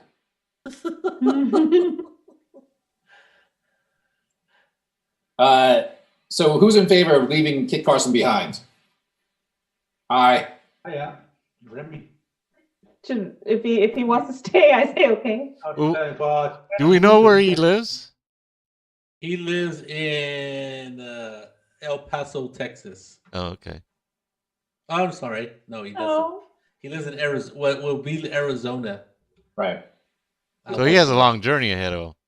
Oh yeah. Yeah. Oh, so he might be attacked by Indians anyway. What do you want to do, Mr. Carson? Well, I never really fancied that New Orleans area. I've been through there quite a few years ago, and it was a cesspool of scum and villainy. And I can't imagine it being much better than that. So I will wait for your friend Hoji here in San Antonio.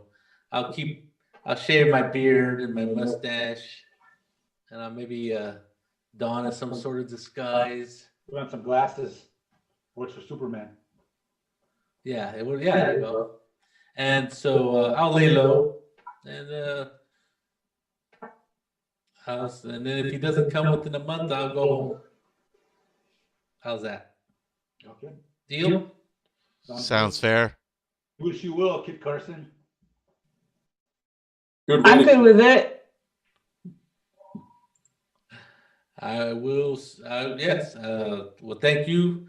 My eyes have been open since I've been traveling with you folks. So good luck on your travels. Congratulations on surviving interacting with our group. And be careful. There might be some more assassins out trying to kill you. You'll probably be safer by yourself. And don't forget to say your prayers at night. Oh, I won't miss the prayers at night anymore. So there you go. Guess we're going to New Orleans, Arthur. All right. I don't, Rodrigo, I can't think of anything that special things we need in San Antonio to take. Anybody else have anything that they want to load up on? Supplies. And maybe someone could buy me a gun and teach me how to shoot it. Oh, I know how to shoot it. I just don't have one. Yeah, we should do that. We have all kinds of extra weapons from the shootout we had at the fort. Rifles. Okay. We saw all those. Yeah, there should be some weapons laying around about. Yeah. Colleen, what do you prefer? You want me to teach you how to shoot a pistol or a rifle? A pistol. I see. Yeah. There were some pistols back in the, there was a lot of opportunities, I think, to collect extra weapons, right? Yeah. There's probably some all over the Indian campground. So I agree. Rodrigo's happy to teach you how to shoot a pistol. I don't know how good you're going to be at it, but it's better than throw a knife. I agree. So I don't know. I don't have the stats for the pistol offhand. I'll look for it. But I think that you should be able to equip yourself with that. We'll practice along the way. It's a long journey. Okay. Yeah. Got plenty of practice time. I'm writing it down. Cool. Okay. So, anything else you guys going to buy? I mean, just write it down and we'll see how much it costs. If you guys want to buy weird stuff. Supplies. Well, how long would it take to get an order of silver bullets made? Silver? Like the ones, The ones that Arthur had? Yeah. Do you remember how much it took to get your bullets? San Antonio's a little bigger I don't town. know. It was like I paid him like $10 or $15, and I got 20. But like the time it would take to wait for them. 1 or 2 days. I think it's a good idea since we keep running into weirdness. We can wait the 2 days or whatever, and I'll buy some. Yeah, it'll be $20 for $10 for 20 bullets. Holy moly. Well, I gotta make That's sure a I get- lot of money, people. Only Oh, have that's a lot of $10. Yeah, I think you guys are carrying some dough. So Okay. so I it's know we got $100 for sure because we got that like one of the first. only have $10. I think that Arthur and Remy might be holding the money for us. Is 10 gold pieces $10? Yeah, 10. Yeah. Wow.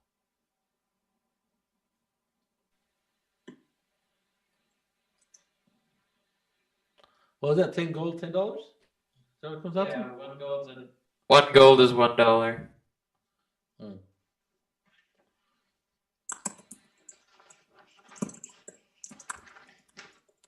Okay. So how many bullets was that song? 20. 20 bullets? Yeah.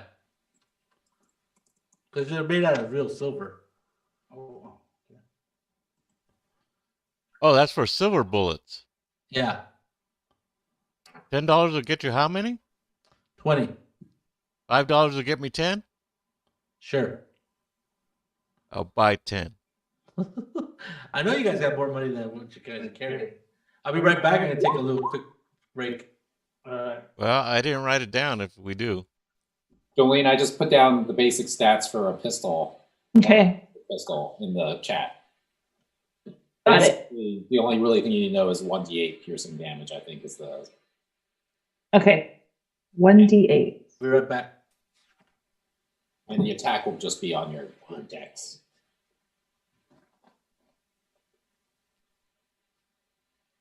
Huh.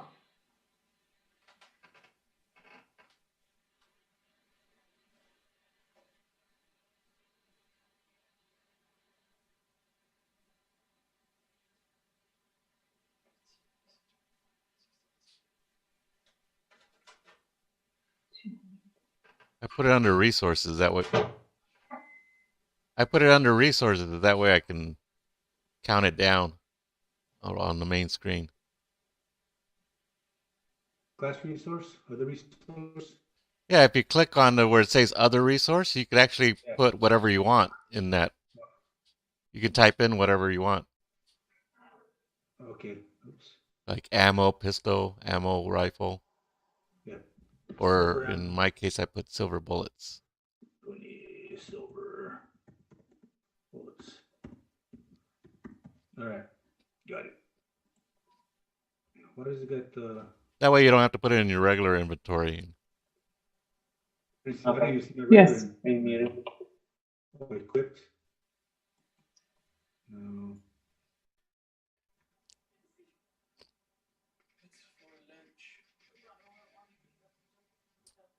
Yes.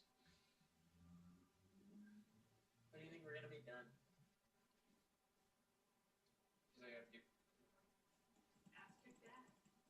Well, I mean, I'm gonna do it. It says it's gonna take me all day. Okay.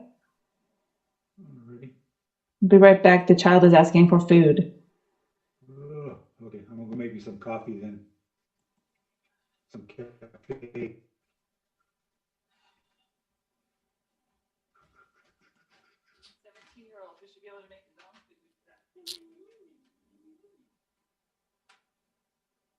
Oh, your mom.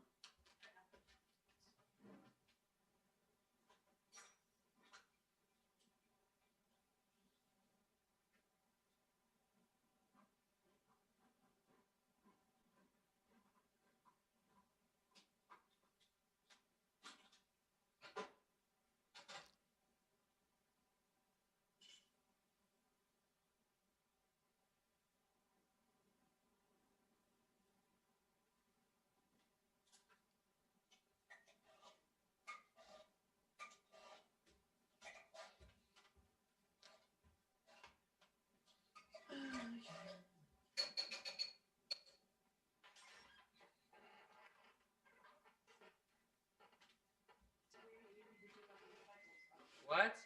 Today you need to take out the recycle. Okay.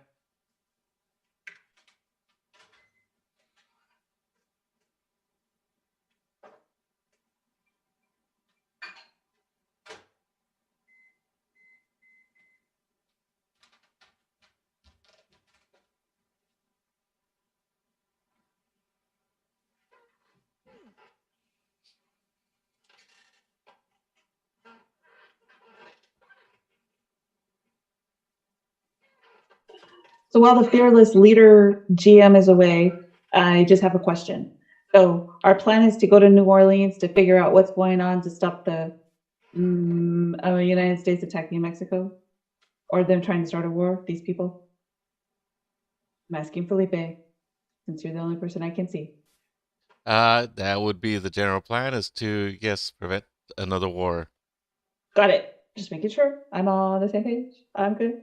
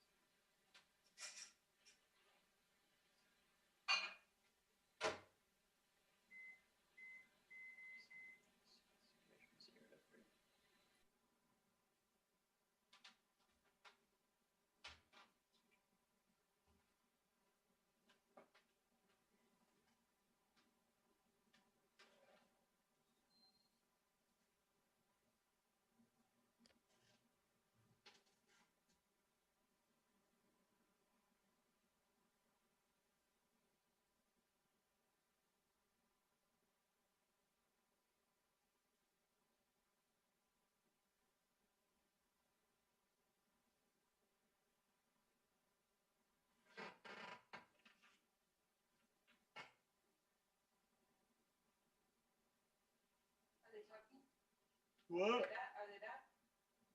No. Well, Dad's not back yet, so. What are you doing?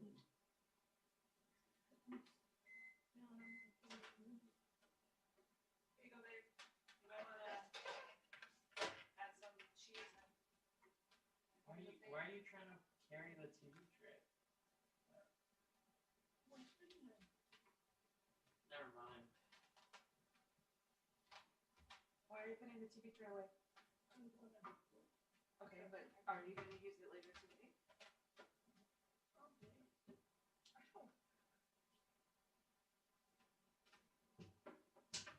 Do you have your stuff that you're going to be watching or whatever you're doing?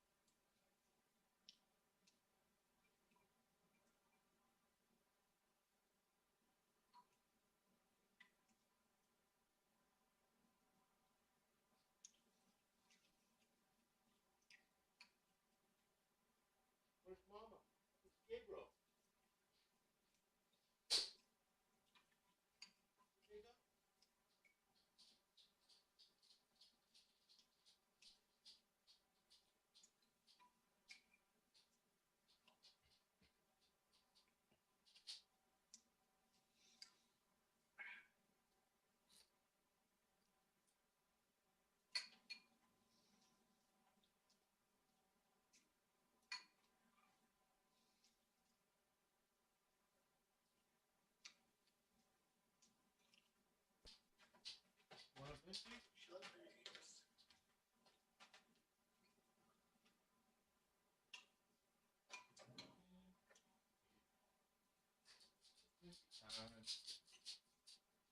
time for your meeting.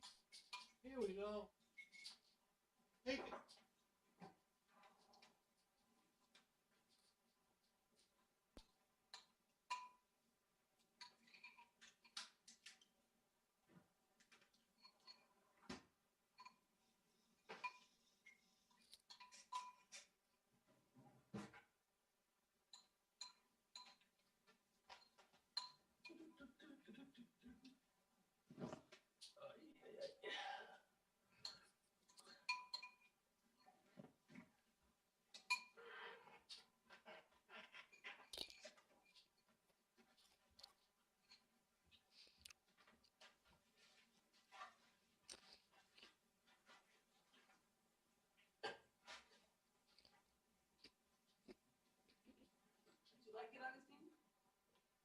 Good. Smells good. Yeah.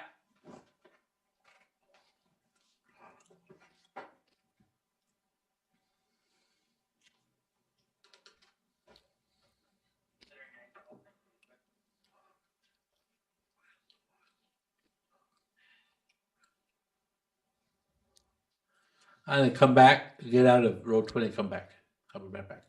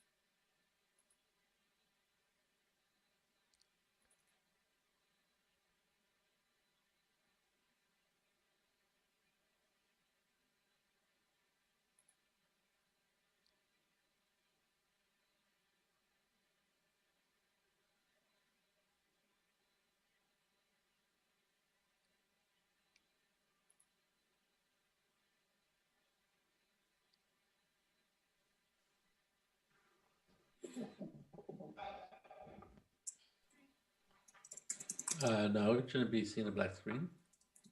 Are you seeing this black screen, all of you?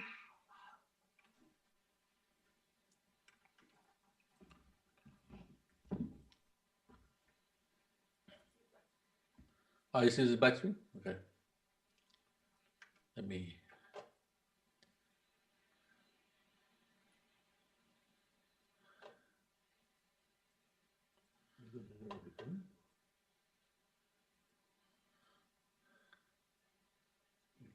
Does everybody else see a black screen? Yeah.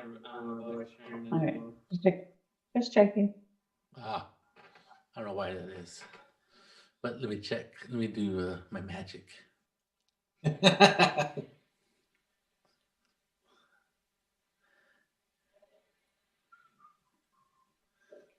See darkness. How funny. Before the light has taken his light back. Yeah, really. Yeah, but for some reason it's on the wrong layer. So Player ribbon. no, the player ribbon's in the right spot, I think. He says it's the layer. Yeah, it's the layer. Okay, let me.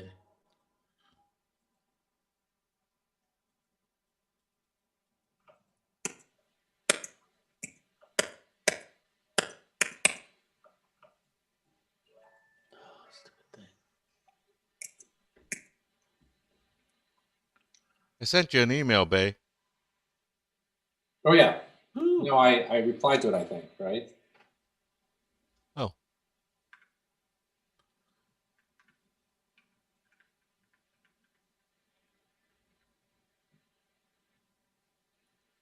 Oh.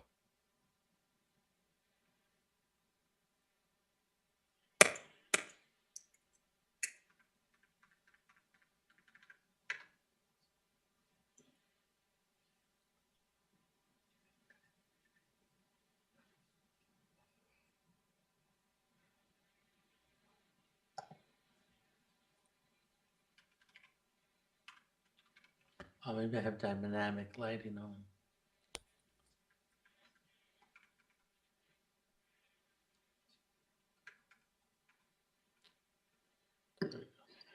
Figure out what I do with my. There it is. Let there be light. Alrighty, cool. So you guys arrive by train, just to make it easier. You guys can take your horses, of course. Horse, of course. And you guys arrive at through different. You guys go through different cities. There's was Galveston, or what will become Galveston. You guys go through Beaumont, and you guys are just skirting the Baja coast, not Baja, what's it called? The Gulf of Mexico coast.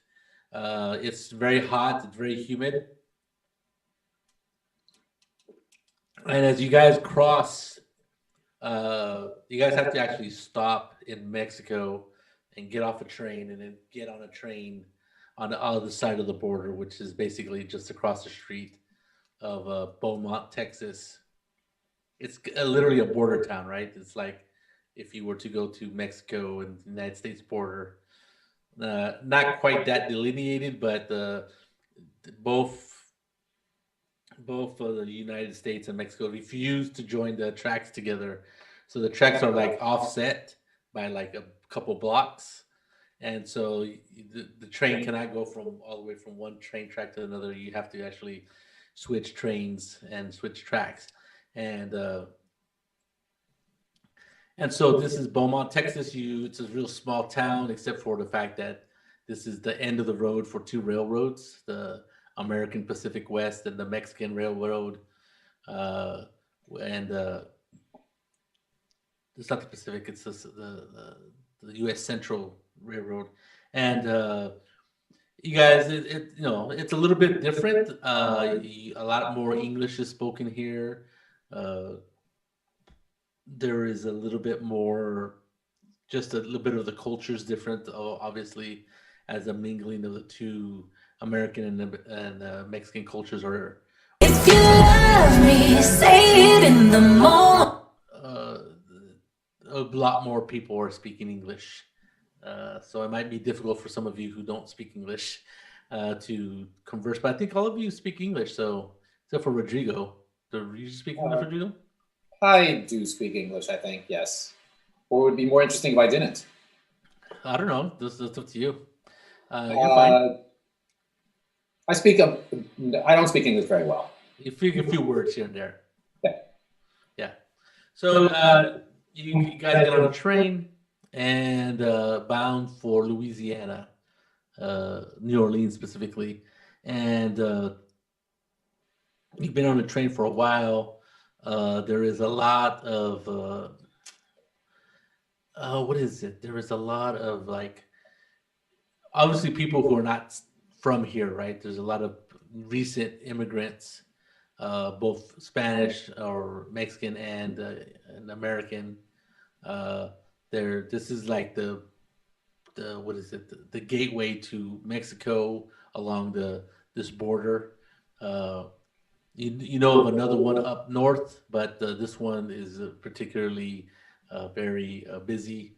There's a lot of trade going on here. There's a lot of merchants and businesses sprung up in this area. So this is like a little, I guess it would be like a business district, and there's all kinds of warehouses and things of that nature. You guys don't have to be here very long, but the trains run pretty regularly. You might have to spend a day here, so it's up to you what you want to do. If you want to spend some time mixing with locals, or you just want to just spend the night at a local tavern or inn and go ahead and get back on a train with no problems or no interactions. I don't know. We've got to stay here overnight anyways. Yeah. You do notice something is weird. Give me an insight check, all of you. Or perception check. That'll work. Oh yeah, natural 20. Oh yeah. So here anybody who really have a 15 or higher, especially you, Remy, how long you been gone from New Orleans? Here, How long have you been gone? 1 year. Oh, 1 year. Okay. Yeah. A year. Okay. So you noticed like a year ago, which was 1960. 18, sorry. 1860. 61. And then you've been gone a year, so it's now 1862. That there was talk and rumblings between the southern states and the northern states. But that's all it was, right? You notice that all of a sudden there's these soldiers who are not wearing United States uniforms. They're wearing a more paler gray uniform, and they have a different insignia on their uniform. Anybody who rolled a higher than 15 will notice that you've come across soldiers, especially if you were up in Indian territory with the United States,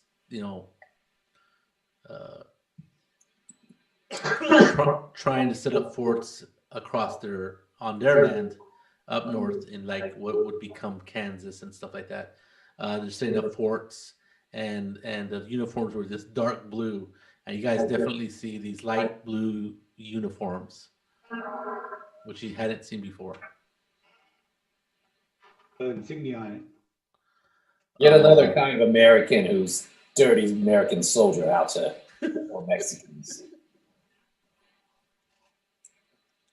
What was it? Was it United Confederate States? So the UCS? Is that what they called it? CSA. CSA, yes. Confederate States of America. Yeah. You see them. You see that on the hats. Now, a lot of the uniforms are pretty crappy. They're just like, not very good. What is it, the fabric or whatever? But what you do notice is that the Union uniforms weren't much better. They weren't even made of cloth. Sometimes they were just made of this, like, I don't know. They were like wool or wool-like type of thread that was just heated and smashed together. So it was like kind of like melted together. And what made those uniforms really nasty was that it was like extra scratchy, right? Because it was like a Brillo pad. So a lot of Union soldiers complained about that. So at least they're not that bad. These are made of actual cloth, but the cloth is really low quality. But it's a uniform. So you do notice that, which you hadn't seen. Well, some of you haven't been in this area, so you wouldn't hear it or see it. But it means absolutely nothing to me. You just see that they changed uniforms. I don't even know what the uniforms were before, because I'm straight from El Paso. I have no idea. Okay, you're right. Well, you might have you were alive during the fighting of the war between Mexico and America, Mexican-American War. Yes. So you saw those uniforms. You saw the dark blue. Now you see what light gray. Yeah. So it's unclear to me as a Mexican ex-soldier what sort of army they might be raising to attack Mexico. Yes. Next. So anyway, you see that happening. You don't see any dark blue uniforms, which is whatever. And other than that, you don't see much. I mean, you don't notice much. It's just another town. This one, like I said, is a little bit more, I don't know. It's a border town, so you get all these a lot of brothels in the main streets, a lot of saloons. You see a lot of people, getting drunk and disorderly, and there's quite a few cops or what would be sheriffs, I guess, or constables. A lot of people wearing badges. So for such a small town, you see, like 10 different men wearing badges of some sort. Do any of you guys who speak English, can you find out what's going on here? We lost your voice there, Sippy.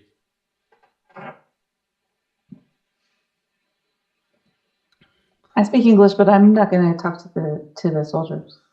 Hey there, fella. That's a mighty pretty uniform. Are you is that a sheriff's uniform? Oh, this is a Confederate States of America uniform. What? Yeah. What's that? That's the southern states. We're gonna make our own union. We're gonna make our own country. Ooh. I thought we already had a country. Well, you been away there, young feller? You drinking? In fact, would you like to join the war that is coming? The war of northern aggression? My papa always said never volunteer for nothing because it only gets you in trouble. Well, maybe your pappy was a smart man, but we could always use a nice, good old southern boy like you in the war. Mama says don't you go a warring. War is bad for you. Maybe she meant whoring, so not warring. Well, no, she don't want me to do no bloodshed. Okay. Yeah, so I think he says the leaders of I can't think of the freaking town, but in Richmond, Virginia, are settling have mailed out or sent out word that there's going to be a new state, a new nation that represents the states, the interest of the farmers in the South. Southern farmers. Southern farmers, yes. That's interesting. I'm going to nudge Arthur. Is it? No, not Arthur. Felipe, her character's name is Zechariah. Zach. Is he saying they're getting a new army to take over the U.S.? What? It sounds like infighting to me. That sounds good to me. That don't sound good to me. Secession. Maybe it'll wreck this country, and we can take over, take back what they try to take from us. I guess I don't have to take that back. You know what that means? Not really, but I suppose you know what it means. I do. You know what you mean. So he looks at you and he looks at Rodrigo, this guy you're talking to. He goes, "Oh, you talking to one of those Mexican guys, huh? You talk Spanish? You talk Mexican?" He's talking to you, Zechariah. Oh, he talks all when he's up in a hissy fit. So yeah, don't get him upset because he's willing to pull irons on you at any second. He got the Mike temper. I hear those people down in the South. He's still pretty sour about losing the war. No, we won the war. Oh. He's sorry about all the killing that happened before they. Oh yeah, that's it. Well, yeah, if it wasn't for that sneaky Santa Anna defeating our glorious army in Texas, then we would have held on to Texas, and Texas would have been part of the southern states. Rodrigo, I'm going to say in Spanish, can we go and find somewhere to stay, please? Well. Oh, Colleen, sorry about that. You must be tired from the trip. Sure. Yes, I am. Well, the Indians say land don't belong to anybody. Yeah, who cares what the Indians say? Just all they do is just run around and put up tents and stuff. They don't They really do their dumb chants. they don't really build anything for that stands the test of time, like monuments. Like if you ever go to Virginia, you see the Capitol and you see some nice, pretty buildings. Indians don't build those things. They don't know what they don't. They're not like civilized like we are. Well, my mom always says keep it simple and stick to farming. Well, Just I do he just ranch. kinda looks I do ranch and I ride horses. That's what I like to do. kind of scratches his head at you and goes, kind of shakes his head a little bit and just walks away. fellas, Every time he makes a point, you say your mama says this and your mama says that. So he don't want to insult you by telling your mama's wrong. My mom, yeah, water boy. But he walks away and he joins a couple other people who are wearing the Is same. there an army camp around here or a fort or? There is, yes, actually, but they're outside the city, right? So there's literally a Mexican fort about 2 miles away from Beaumont, and there's another one 2 miles, one's to the west and one's to the east, and one's the United States fort, and the other one is USA. yeah, and one's Mexico, and you can see the big old cannons if you get close to those. They're like pointing at each other, but they can't. They don't have cannons that reach over 4 miles, so. Yeah.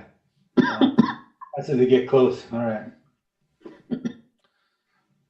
So yeah, so this is like the demilitarized zone. So there's There's a town in there. Are there Mexican soldiers in this town, or is it just? No, yeah, in the Mexican side, yeah. Okay. Trying to figure out the logistics. So this town split in half? Yeah, literally there's a main street that's like a good 30 feet wide. Like Germany? Yeah, it's basically like that, exactly. But there's no wall. Yeah. All right. Alrighty. well, I'm taking Colleen over to find some lodgings for the night, fellas. Okay. I'll follow. There's some decent places that you can stay at for. Hey, relatively- woo-wee, look at that. Look at that fancy dress. Yes, There's there's there, Zechariah. yes. Never seen that. Or you go to some saloons, they'll show you something you haven't seen before. Mama won't let him do it. Mama says Mama never said not to go to those saloons. never. Yeah. Be careful with them women there, Zechariah. Wow, they ugly? Oh no, some of them are real pretty. None can be more prettier than Colleen, Lady Colleen. All right. So you find a place to stay, no problem. Like I said, it's a real bustling town. Even when the sun goes down, they got lanterns or street lamps that light the area, and and there's quite a bit of a nightlife here in the main town, in the main what do you call it, the main street. But other than that, as you get farther away from the center of town, it gets obviously less and less busy and quiet, more quiet. So the next day, you guys get ready to go. You guys get on your train that's bound for New Orleans, which is only 2 or 3 days away now. You get on. They don't, there's no passports or anything like that. There's just, there's no such thing as paper. So they don't, all you do is pay your ticket and that's it. So you pay your tickets, they have a conductor that comes by and he just, takes a little stamp. I guess he has a little, like a punch card type of thing. And so, that's it. Rodrigo's sleeping on the train. That's what he Okay. does on trains. Yeah, there's not much to do on the train. Any interesting looking characters on board?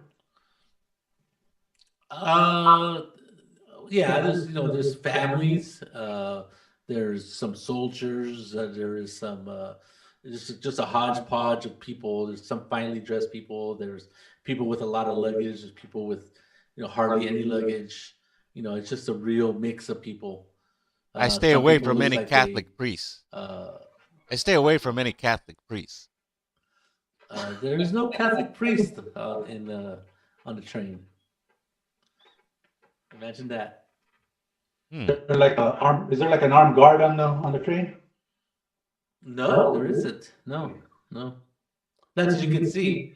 They might have some armed men on like in the engine area, but or maybe there's a little train right behind the engine that most people don't go. Yeah, I'm just looking for someone obvious that is walking up and down or something. No. I figured there might be like a sky marshal or something aboard, but I wouldn't know it. No, there's no such thing as sky marshals. So And everybody's armed. If they don't. There's no weapons. They don't make you take off your weapons or anything like that. So there's obviously people. What's that? No peace bonding. No peace bonding. It's just it's the Wild West.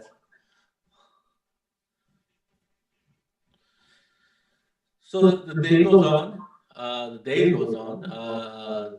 You guys can talk to different passengers, and when you guys get closer to New Orleans, you stop at a small depot where they refill the water. There's a big old water tank, and they refill the engine for the steam, and they also have a coal bin area where they refill the coal, this is like quite a bit outside because they don't want to do this inside the town because it's like really dirty work, and so they keep all this stuff outside town. So this is the little depot that you guys are stopped at, and there's literally nothing around except for there's a wagon or a road that goes to New Orleans. You can see New Orleans up ahead. You could actually walk to it if you want, but this is like a little depot, and there's people get off here when they're not going to New Orleans proper. Some of them are getting off and leaving, and then you can see some people actually getting on the train or waiting to get on the train. So while you guys are stopped here, the conductor comes out and goes, "Oh, it was sorry for the delay, passengers, but it seems that one of the pistons is a bit scarred, so we have to readjust it. It'll be an hour or two. You can either stay on the train or you can go ahead and walk to New Orleans, which would take about an hour walking to get to." So people are mulling over whether they should stay on the train or should walk, and most people are staying on the train. Can we get our horses from the train down? Yeah, you could. Yeah, if you really want to. There's no need to walk then. Okay. So. Let's go. Oh, you want to leave? Okay. Yeah, let's So so you get off the train. You start getting ready to. You're getting your horses off. The horse on the back over here, and everybody give me a perception check.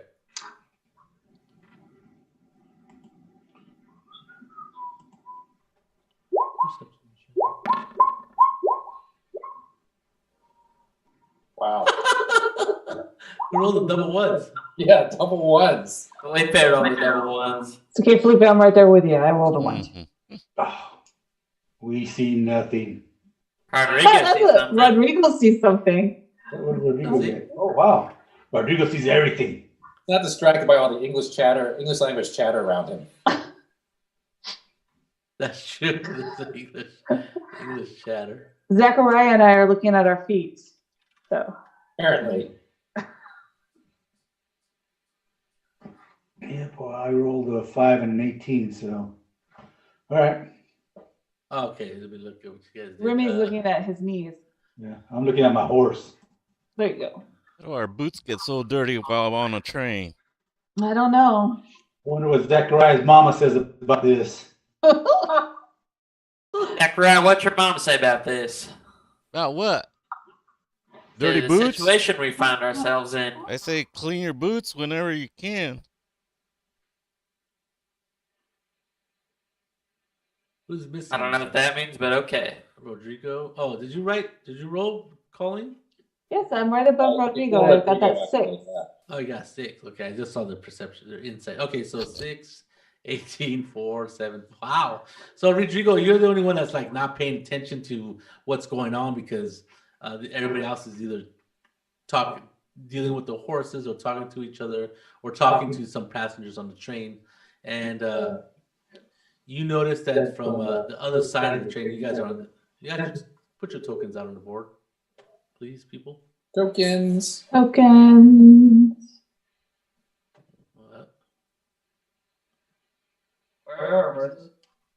Right here on this flatbed looking thing. I put a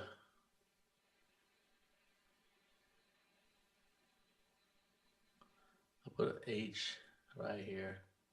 Horses. Okay, so you guys are back there, and then just, you got to have like a ramp to take your horses down because the trains are slightly elevated. And so you're busy doing that. Let me see. Do.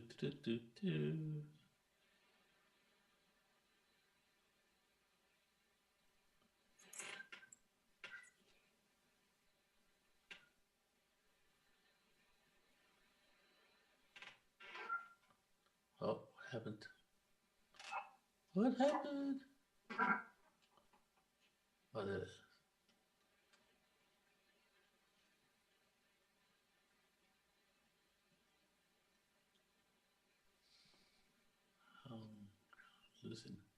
I'm losing my ability to grab things.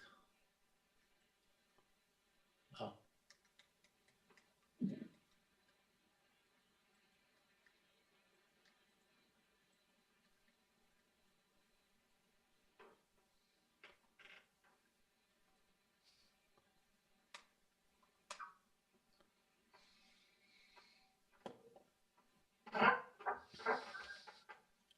Let me quickly try to grab these guys.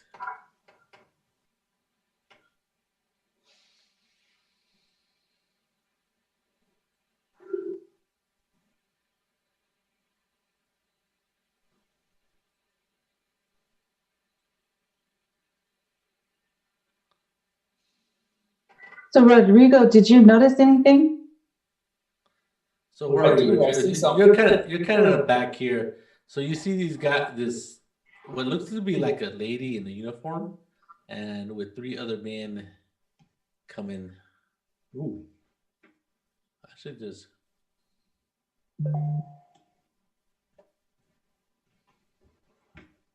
Trying to rob the train. No, I don't know.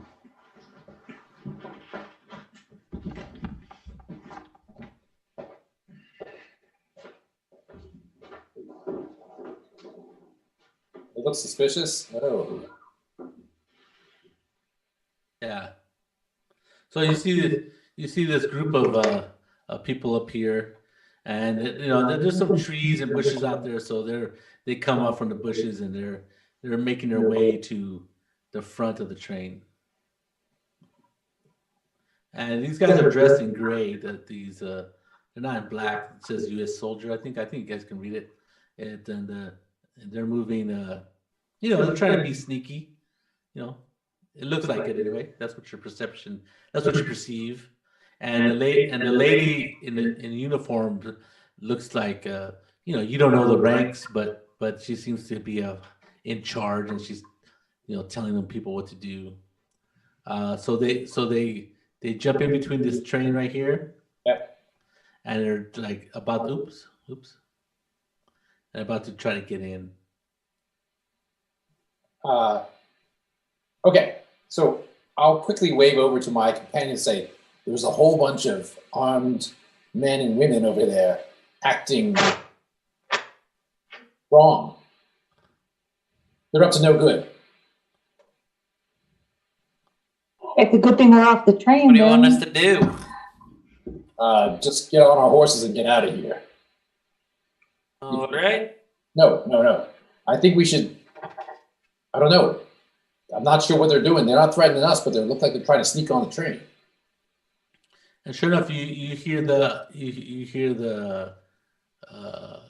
from behind on the other side of the train, the one you're on, the one you're near. You hear a lady's voice say, "Okay, everybody, put your hands up. This is a CSA inspection." You hear some people, a little bit of a commotion, and it goes, and then basically they're you don't know what's going on. That's all you hear. Okay. Gotta get out of here.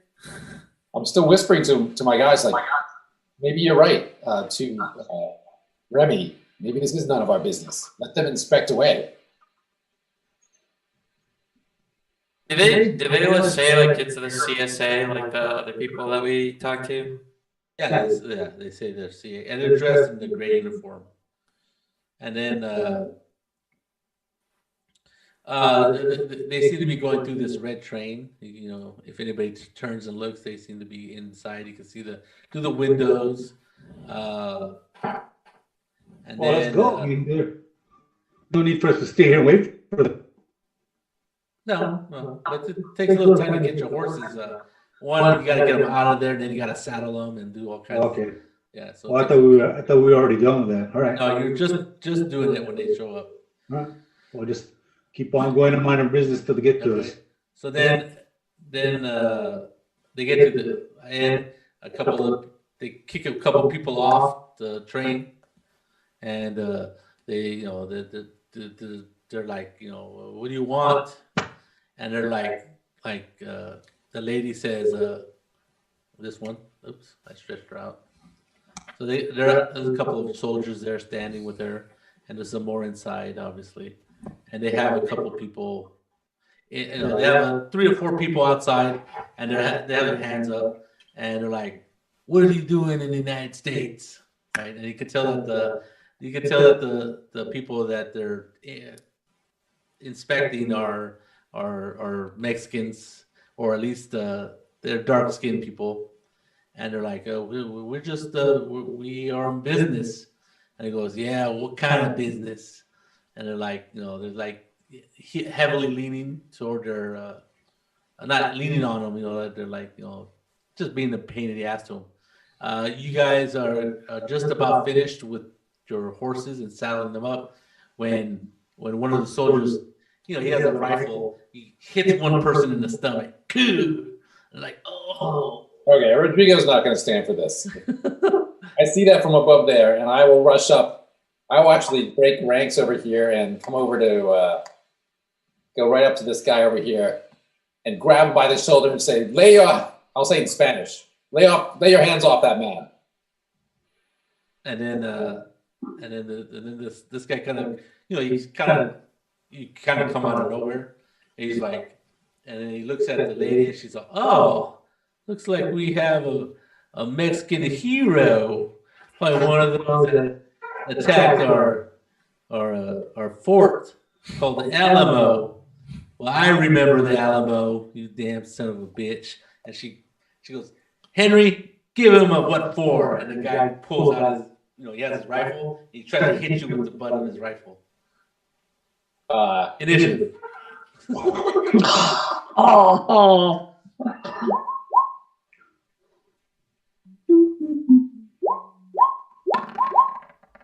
Oh, touch my character.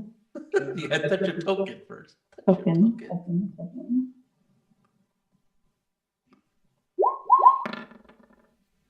What are we rolling initiative? Yeah. I forgot to click on my guy. Oh, Jesus. What'd you roll? Yeah, I'll click and do it again. Because What'd you roll? I got a 12. Out of 12. What did you Okay, click I'm just. Rodrigo got an 11. I got a 9. No, I did. You have to wipe everything off the Oh, track. hold on. I improved my initiative, so yeah, that was a good thing to do. Just There you remove go. all turns.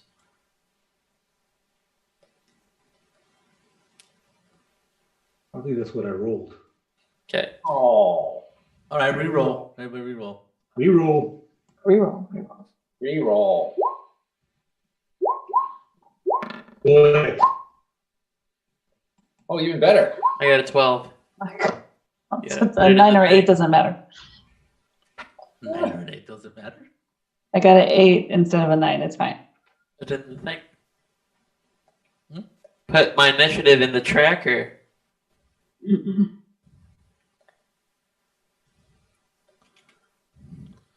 Don't worry. Get to 16. it. We're missing one person. 16. I rolled a 16. Okay, I had you.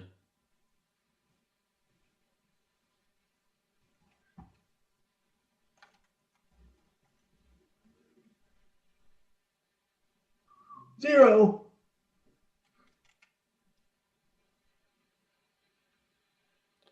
Gotta start somewhere.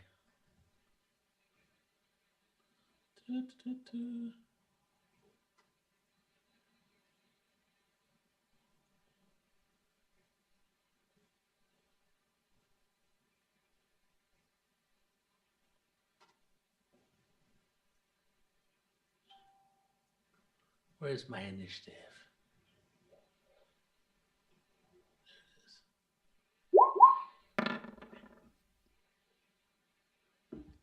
And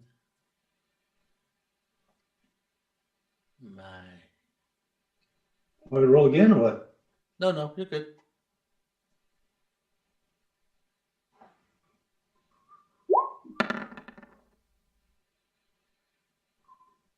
Oh, major. Alrighty then. And we put you in descending order. So Rodrigo, you're first. So this guy, he listens to his commanding officer and tries. You didn't fix obviously- Remy. Oh, didn't fix Remy? You got me at 0. Oh, sorry, 16.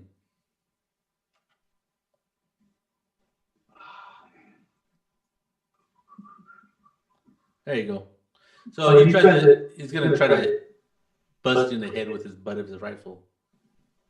Do you want me to do something to try to avoid that, or do you want me to attack? No, you're first. Oh, okay. So I'm going You know it's to a tent, is what I'm saying. duck out of the way, and then if I see that, I'm going to try to stab him with my bowie knife. Okay. Go ahead, attack. It's 11. The armor class is 12. You missed. Okay. However, I'm still going to spend one of my superiority dice. Whoa. Oh, no. It's only when I hit a creature. Okay. Oh. Oh. Oh. Next, Remy. You're behind, way behind Rodrigo. 1, 2, 3, 4, 5, 6. You're 35 feet away. What? I'm going to get there. Yeah, you can move 30 feet. Well, you won't be able to get to hand-to-hand combat. Right? Yeah, so I was saying too. Is my horse out? Yeah, you guys were just finishing, just like doing the last buckles of your horse. Yeah. Okay, well, I don't know if we should be fighting army forces. A legitimate army. That seem like a wise tactical decision. Yeah, well, if I can get him, let me see. I'm just We gonna are in rush the middle up. of nowhere. Yeah, I know. Just get as close to Rodrigo as I can. Okay. 5, 10, 15, 20, 30 feet. You could, what are you going to do? You can move, and then you can do another action. Okay, well, Rodrigo attacked the guy? Yeah, sort of. Yeah, I guess he did swing a knife at him. Okay. This guy wasn't raising his butt of his rifle to smack him in the head. I saw what You saw what was transpiring. Okay, well, I'm going to try to counsel Rodrigo going, what do you call it? Perhaps a calmer temper should prevail at this moment. Do you see what he was doing to these Mexicans? Well, Maybe because you're not Mexican. Cool. That's true, I am not, but I also know that resorting to violence to promote your point of view does not always work out in our favor, especially when we're outnumbered in a territory we're not familiar with. Go ahead and give me a persuasion check there, Remy. Remy? Yeah. I'll use my skill too of persuasion. Yeah, my character's all blank. Is it? What happened? I see. My character sheet's blank. Close it and open it up again. Yeah.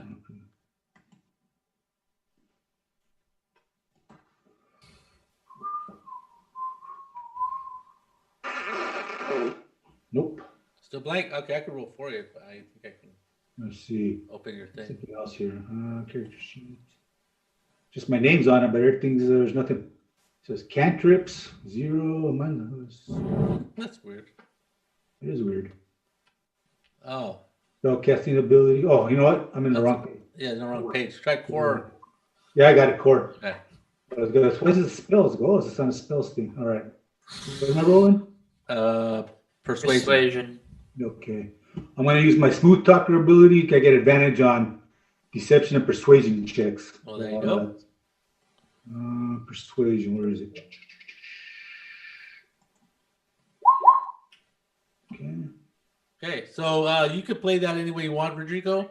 Whether you can ignore it as a player character, or you can use it to influence your next action. So next is is that you, Arthur? Yeah. You make a very considered point, Remy, as I'm ducking from the butt of his stock. He hasn't acted yet, so I'm just saying. Do these guys have their like guns drawn out? They have their rifles out like this. But they don't look like they're gonna shoot us. They try to hit. One is obviously is not pointing the gun toward Rodrigo. He's actually was raising, like he's doing a swing back to hit him. You know, the old rifle butt action on the head. But he has yet to finish his action. Okay, well then I'm gonna try to calm the U.S. soldiers down. Ooh. Say, I don't think it should come to gunfire to settle this conflict. Well, such wise words from Arthur. Who is that guy? That's not Arthur.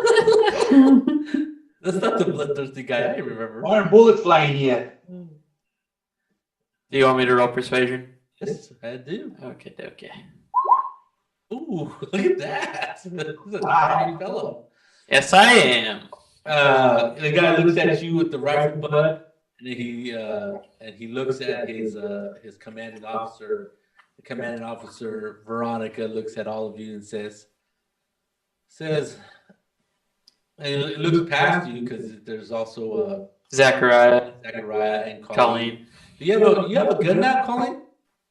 I do have a gun. I do not have it out. No, but it's like, is it on your hip?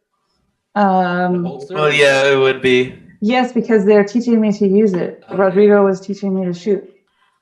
We're practicing shooting targets out the window of the train. Not while we were on the train. Our targets to practice on here. I said we would practice during the journey. I mean, we had no opportunity. Yeah, you shoot that. Shoot that tree! Shoot that tree. Shoot that rock. So Well trained to be. at this point, these guys start coming out, or they're like standing there, and she kind of moves close to you, Rodrigo, and says, looks at you kind of discerningly, and looks at you, Remy. Yeah. She says, "Yeah, you do say some you have very wise counsel there. May I have your name, mister?" Who's she talking to? Looking at you, Remy. Oh, me? yeah. Yeah. I think she wants to send you some sort of like prize or something. Yeah. I'll give her a false name. Frank Costanza. Frank Costanza. He goes, "Okay, Frank." He goes, "I'll remember you and your friend here." He goes, "Hopefully we never cross roads again." And he goes, and she goes, "Let's get out of here." So they. As she goes off, because I can see why you were chosen to be the leader. It's very okay. She's gone. She kind of looks over her She's shoulder. gone. Like she looks over her shoulder. So they kind of like they all just walk away. They kind of walk away and head toward New Orleans. Huh. Rodrigo's got to mutter some expletives under his breath I don't remember seeing them on the train. at them. That's We'll fine. never do that again, Remy. Yes, I don't remember seeing them on the train. They weren't. they came from behind the train. They came over here just to harass us Mexicans. Yes, Yeah. basically that's true. Yeah. So they walk away. I'll offer that to Rodrigo. Say, let me just kind of apologize. I didn't mean to interfere in your business, but it just seemed the wiser choice was not getting into altercation They know the train would stop here. Yeah. because of the water tower. Water tower and the, Oh, and the coal tower. So Rodrigo, Remy, that was the right thing. Much as I wanted to kick this guy's ass, Yeah. it was the right thing. Thank you for stepping in. And the four people that were there getting harassed, they go to you guys and say, "Oh, thank you very much for helping us out." That was very scary. So they get back on the train, and They give us any money? No. Do they give us any money? They give you their heart. Got a little something for the effort, huh? The heartfelt thanks. No. That's the last time I'm gonna rescue people like that. Circumstances doesn't like this. Okay, so as the train still sits there because it has quite a while time, you guys ride past this group of soldiers that are walking toward New Orleans, and a couple of them say something towards you, not so nice, as you guys ride by. I'm gonna flip them off. So you guys arrive on horseback in New Orleans. New Orleans at this point is a very raucous town. There's obviously, it's a very busy port city. It's a larger population, than the city that you were at before.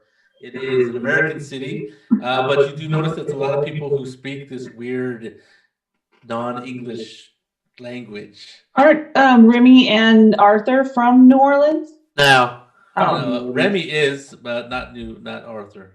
So he knows they're speaking. Oh yeah, Creole. yeah, that's right. You know their speech, and the ins and outs of New Orleans, and you have your old haunts, and you have somewhere where you would be probably less noticed. Yeah, definitely stay away from the riverboats, or not the riverboat.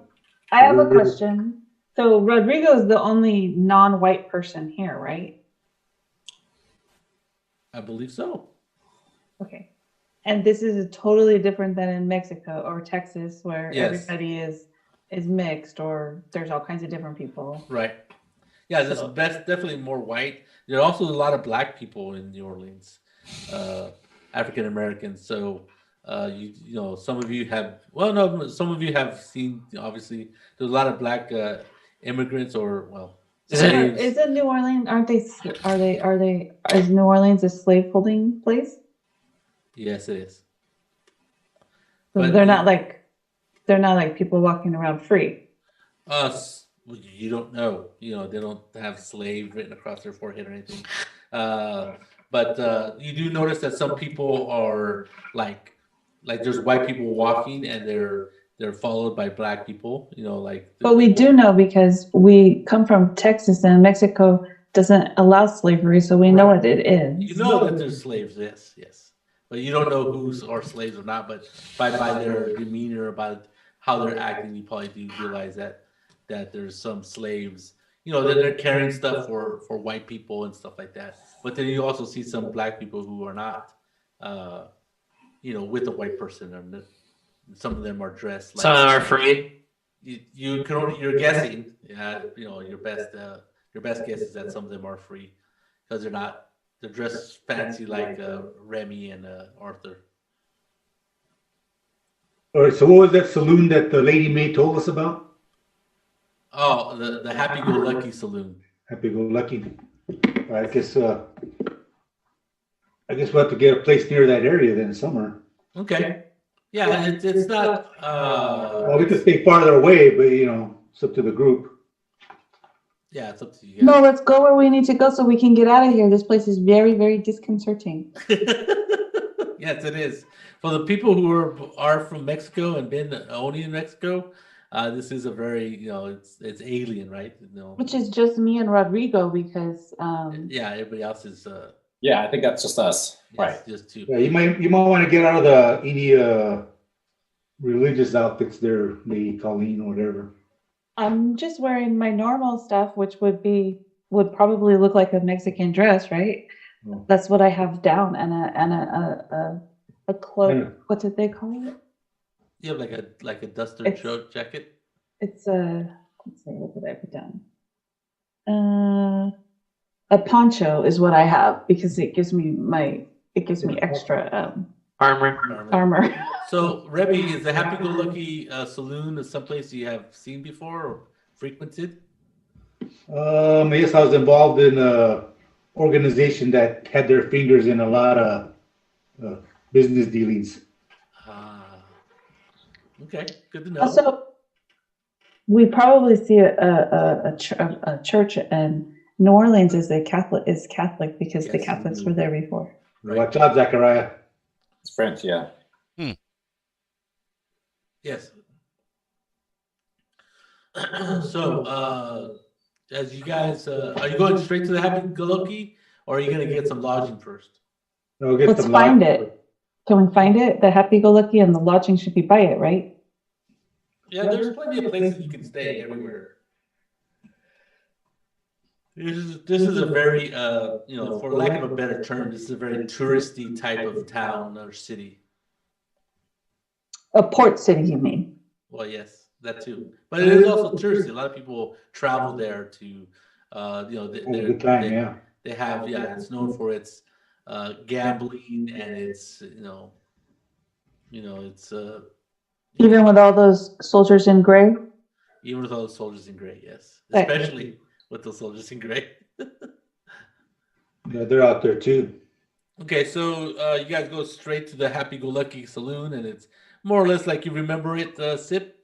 Yeah. And what are you gonna do in there once you get there? You guys all get there. It actually looks pretty nice. It's You guys want to stay in the Happy Go Lucky Saloon, or is it just a saloon, or is it like a hotel saloon? It's a hotel saloon. It has the hotel, the rooms upstairs. Yeah. And then they have the big, large. I'll ask for room availability. Oh well, yeah. It's a kind of a nice place, so it's kind of expensive. So they have room. We have 6 rooms available. Okay. I don't think we need 6 rooms. That seems fine to me. Okay. Okay. Okay. So they'll charge you. Can we afford it? They'll charge you $2 a day. Arthur and Remy can afford it, that's for sure. They can pay for us. Yeah, I'll pay for my room. Arthur, What? You got a couple rooms. I worked hard for this money, woman. Anyway, I won't make money a big deal, but yeah, you guys could easily afford 2 or 3 days. That's fine. I'll pay for your guys' rooms. thank you. I do enough for this group as it is. God damn it. So, are any of you gonna double up in rooms, or you each want your own room? I want my own room. Okay, I don't so mind doubling up. Be like Rodrigo doesn't mind doubling up either. Yeah. bunking with my brothers back at home. Of course, Lady Colleen gets her own room. I'll stay in my own room, but I hope that you guys are next to me because I don't really like being here by myself. oh yeah, they could have rooms on both sides of you. Yeah, we ask for rooms away from the elevators, away from the concession. The elevators, yes. Away from the riffraff. away from the convention. Extra down pillows. Unfortunately, the rooms are all above the saloon and it's open, Oh, so it's okay. like who knows how much noise it can go through, but. Right. Anyway, so you get the 2 rooms. How long? 3 rooms. 1, 2, 3. Yeah. Yeah. How long are you guys gonna stay? Well, how much are you gonna pay for? 3, 4 days, 5 days? Pay for 3 days. Okay. Do the math. Okay, so Chichik, 3 that times comes off your 27. 3 rooms at 3 each for 3 That's days $2 is 27. at $2 each. Oh, then never mind. That's. Okay, so once you check in and put your stuff out, if you come back down, they give you towels and they start. They have a bathroom where there's 2 of them for men and women. So they each have 2 tubs each. So you guys can take baths as soon as you guys get there. You know what? Lady May can stay with the Colleen. Oh yeah, you guys No, got pulling her. Fine. She's Leave been pretty quiet this whole time. I totally forgot about her. Because she's the demon, and she's probably traumatized. Probably. So as you guys are settling this Just down, give her some more laudanum. get cleaned up. Get cleaned up, and you guys are you guys are given complimentary drink when you guys come down. I'll chit chat with Lady May while we're getting cleaned up and ask her if she can tell me anything more about this person that we're looking for. Specifically the lawyer that she said she could help us find. Yeah, Mr. Fancy Pants. He didn't give his name, but I will recognize him if I ever see him. Do you know where his office is or where he's from? No. But I'm pretty sure he is a lawyer. He is. You know they're going to kill you if you do not cooperate with them, right? Yes, I do. I am not lying. He never divulged his name. I'm trying to remember if he ever slipped up, but I don't think he did. But I know for a fact he is a bona fide lawyer. How can you like this place? There's so many people. A lot of action. Oh, there's a lot of things to do in this town, young lady, young girl. Not all of them you should do, though. I'm just telling you right now. I imagine there's a lot of wide assortment of lawyers in this town, so. Yeah. Anyway, so when you guys get down, they offer you a free drink and a free meal with your room and board once a day. And it's actually pretty good food. It's really tastefully done and stuff, and a lot of spices. Some of you guys are Mexican, so it's not so spicy, but lots of fish, lots of shrimp in the meal. So very interesting food compared to what you're used to, maybe. And are you guys all sitting together eating? Yeah. Do they have a booth? There's no booth. So just a table? Just tables. Okay. After a while, give me a roll, Remy, perception. Actually, all of you could roll perception. Sounds good. 7. Again. Damn. Zachary, Raya. Looking out for any other Mexicans being mistreated. No, there's actually, you're the only one here, actually. I'm only one Mexican being mistreated. No, Yeah. the only one in this entire saloon. Everybody's looking at you. So you noticed a little while, for a while, somebody was looking at Remy. Or me? Yeah, it was looking at Remy, scrutinizing him, right? Giving him a stare, and then all of a sudden, something occurred to the person that was looking at him, and he dashed out of the saloon. I was about to go walk up to him. No, I don't think you noticed. Oh, you didn't notice. You noticed the same thing, Colleen. I'm going to ask Rumi, do you speak Spanish? Do I speak Spanish? No. No. And I'll ask you quietly in the English if you knew that person that just walked away. And I didn't recognize him, but I'm pretty sure I've been made or recognized. You've done something wrong? We've all done something wrong. It depends on your. Give you my best nun stare. We'll see, Mama. Yes, I may have overextended my welcome here while I was a resident. Whatever that means. So it's almost 2:30. Let's stop here. That's a good place to stop, and we'll continue this. 2 weeks. The 25th? Wait, no. The 27th. 27th. Yep, I think that was previously mentioned. All right. Everybody available? Yeah. I don't know, but I'm gonna try to contact Adrian and Teo. They probably don't want to play anymore, which is fine. We'll just keep playing without him if that's okay with you guys. I will give you experience for the last session and this one in email probably tomorrow or the following day. Okay. I didn't recognize the guy that was looking at me, right? Give me a perception check. Another one? Okay. Yeah. Wisdom. That'll work. Okay. He looked familiar, but you can't place the name. But you know you knew him at some point, or maybe knew somebody. I was part of a crew, so Yeah. it's probably in the organization. Yeah. See you guys later. Okay. Augustine's got to study. I'll see you guys later. Have a great day. Good game, guys. Thank you. Bye, everybody. Thanks. Yeah, we'll start right after. Thanks, everyone. Thanks, Saul. Yeah, no problem. Thank you, babe. All right. Everybody be safe. Talk to you later. Okay. Where'd it go?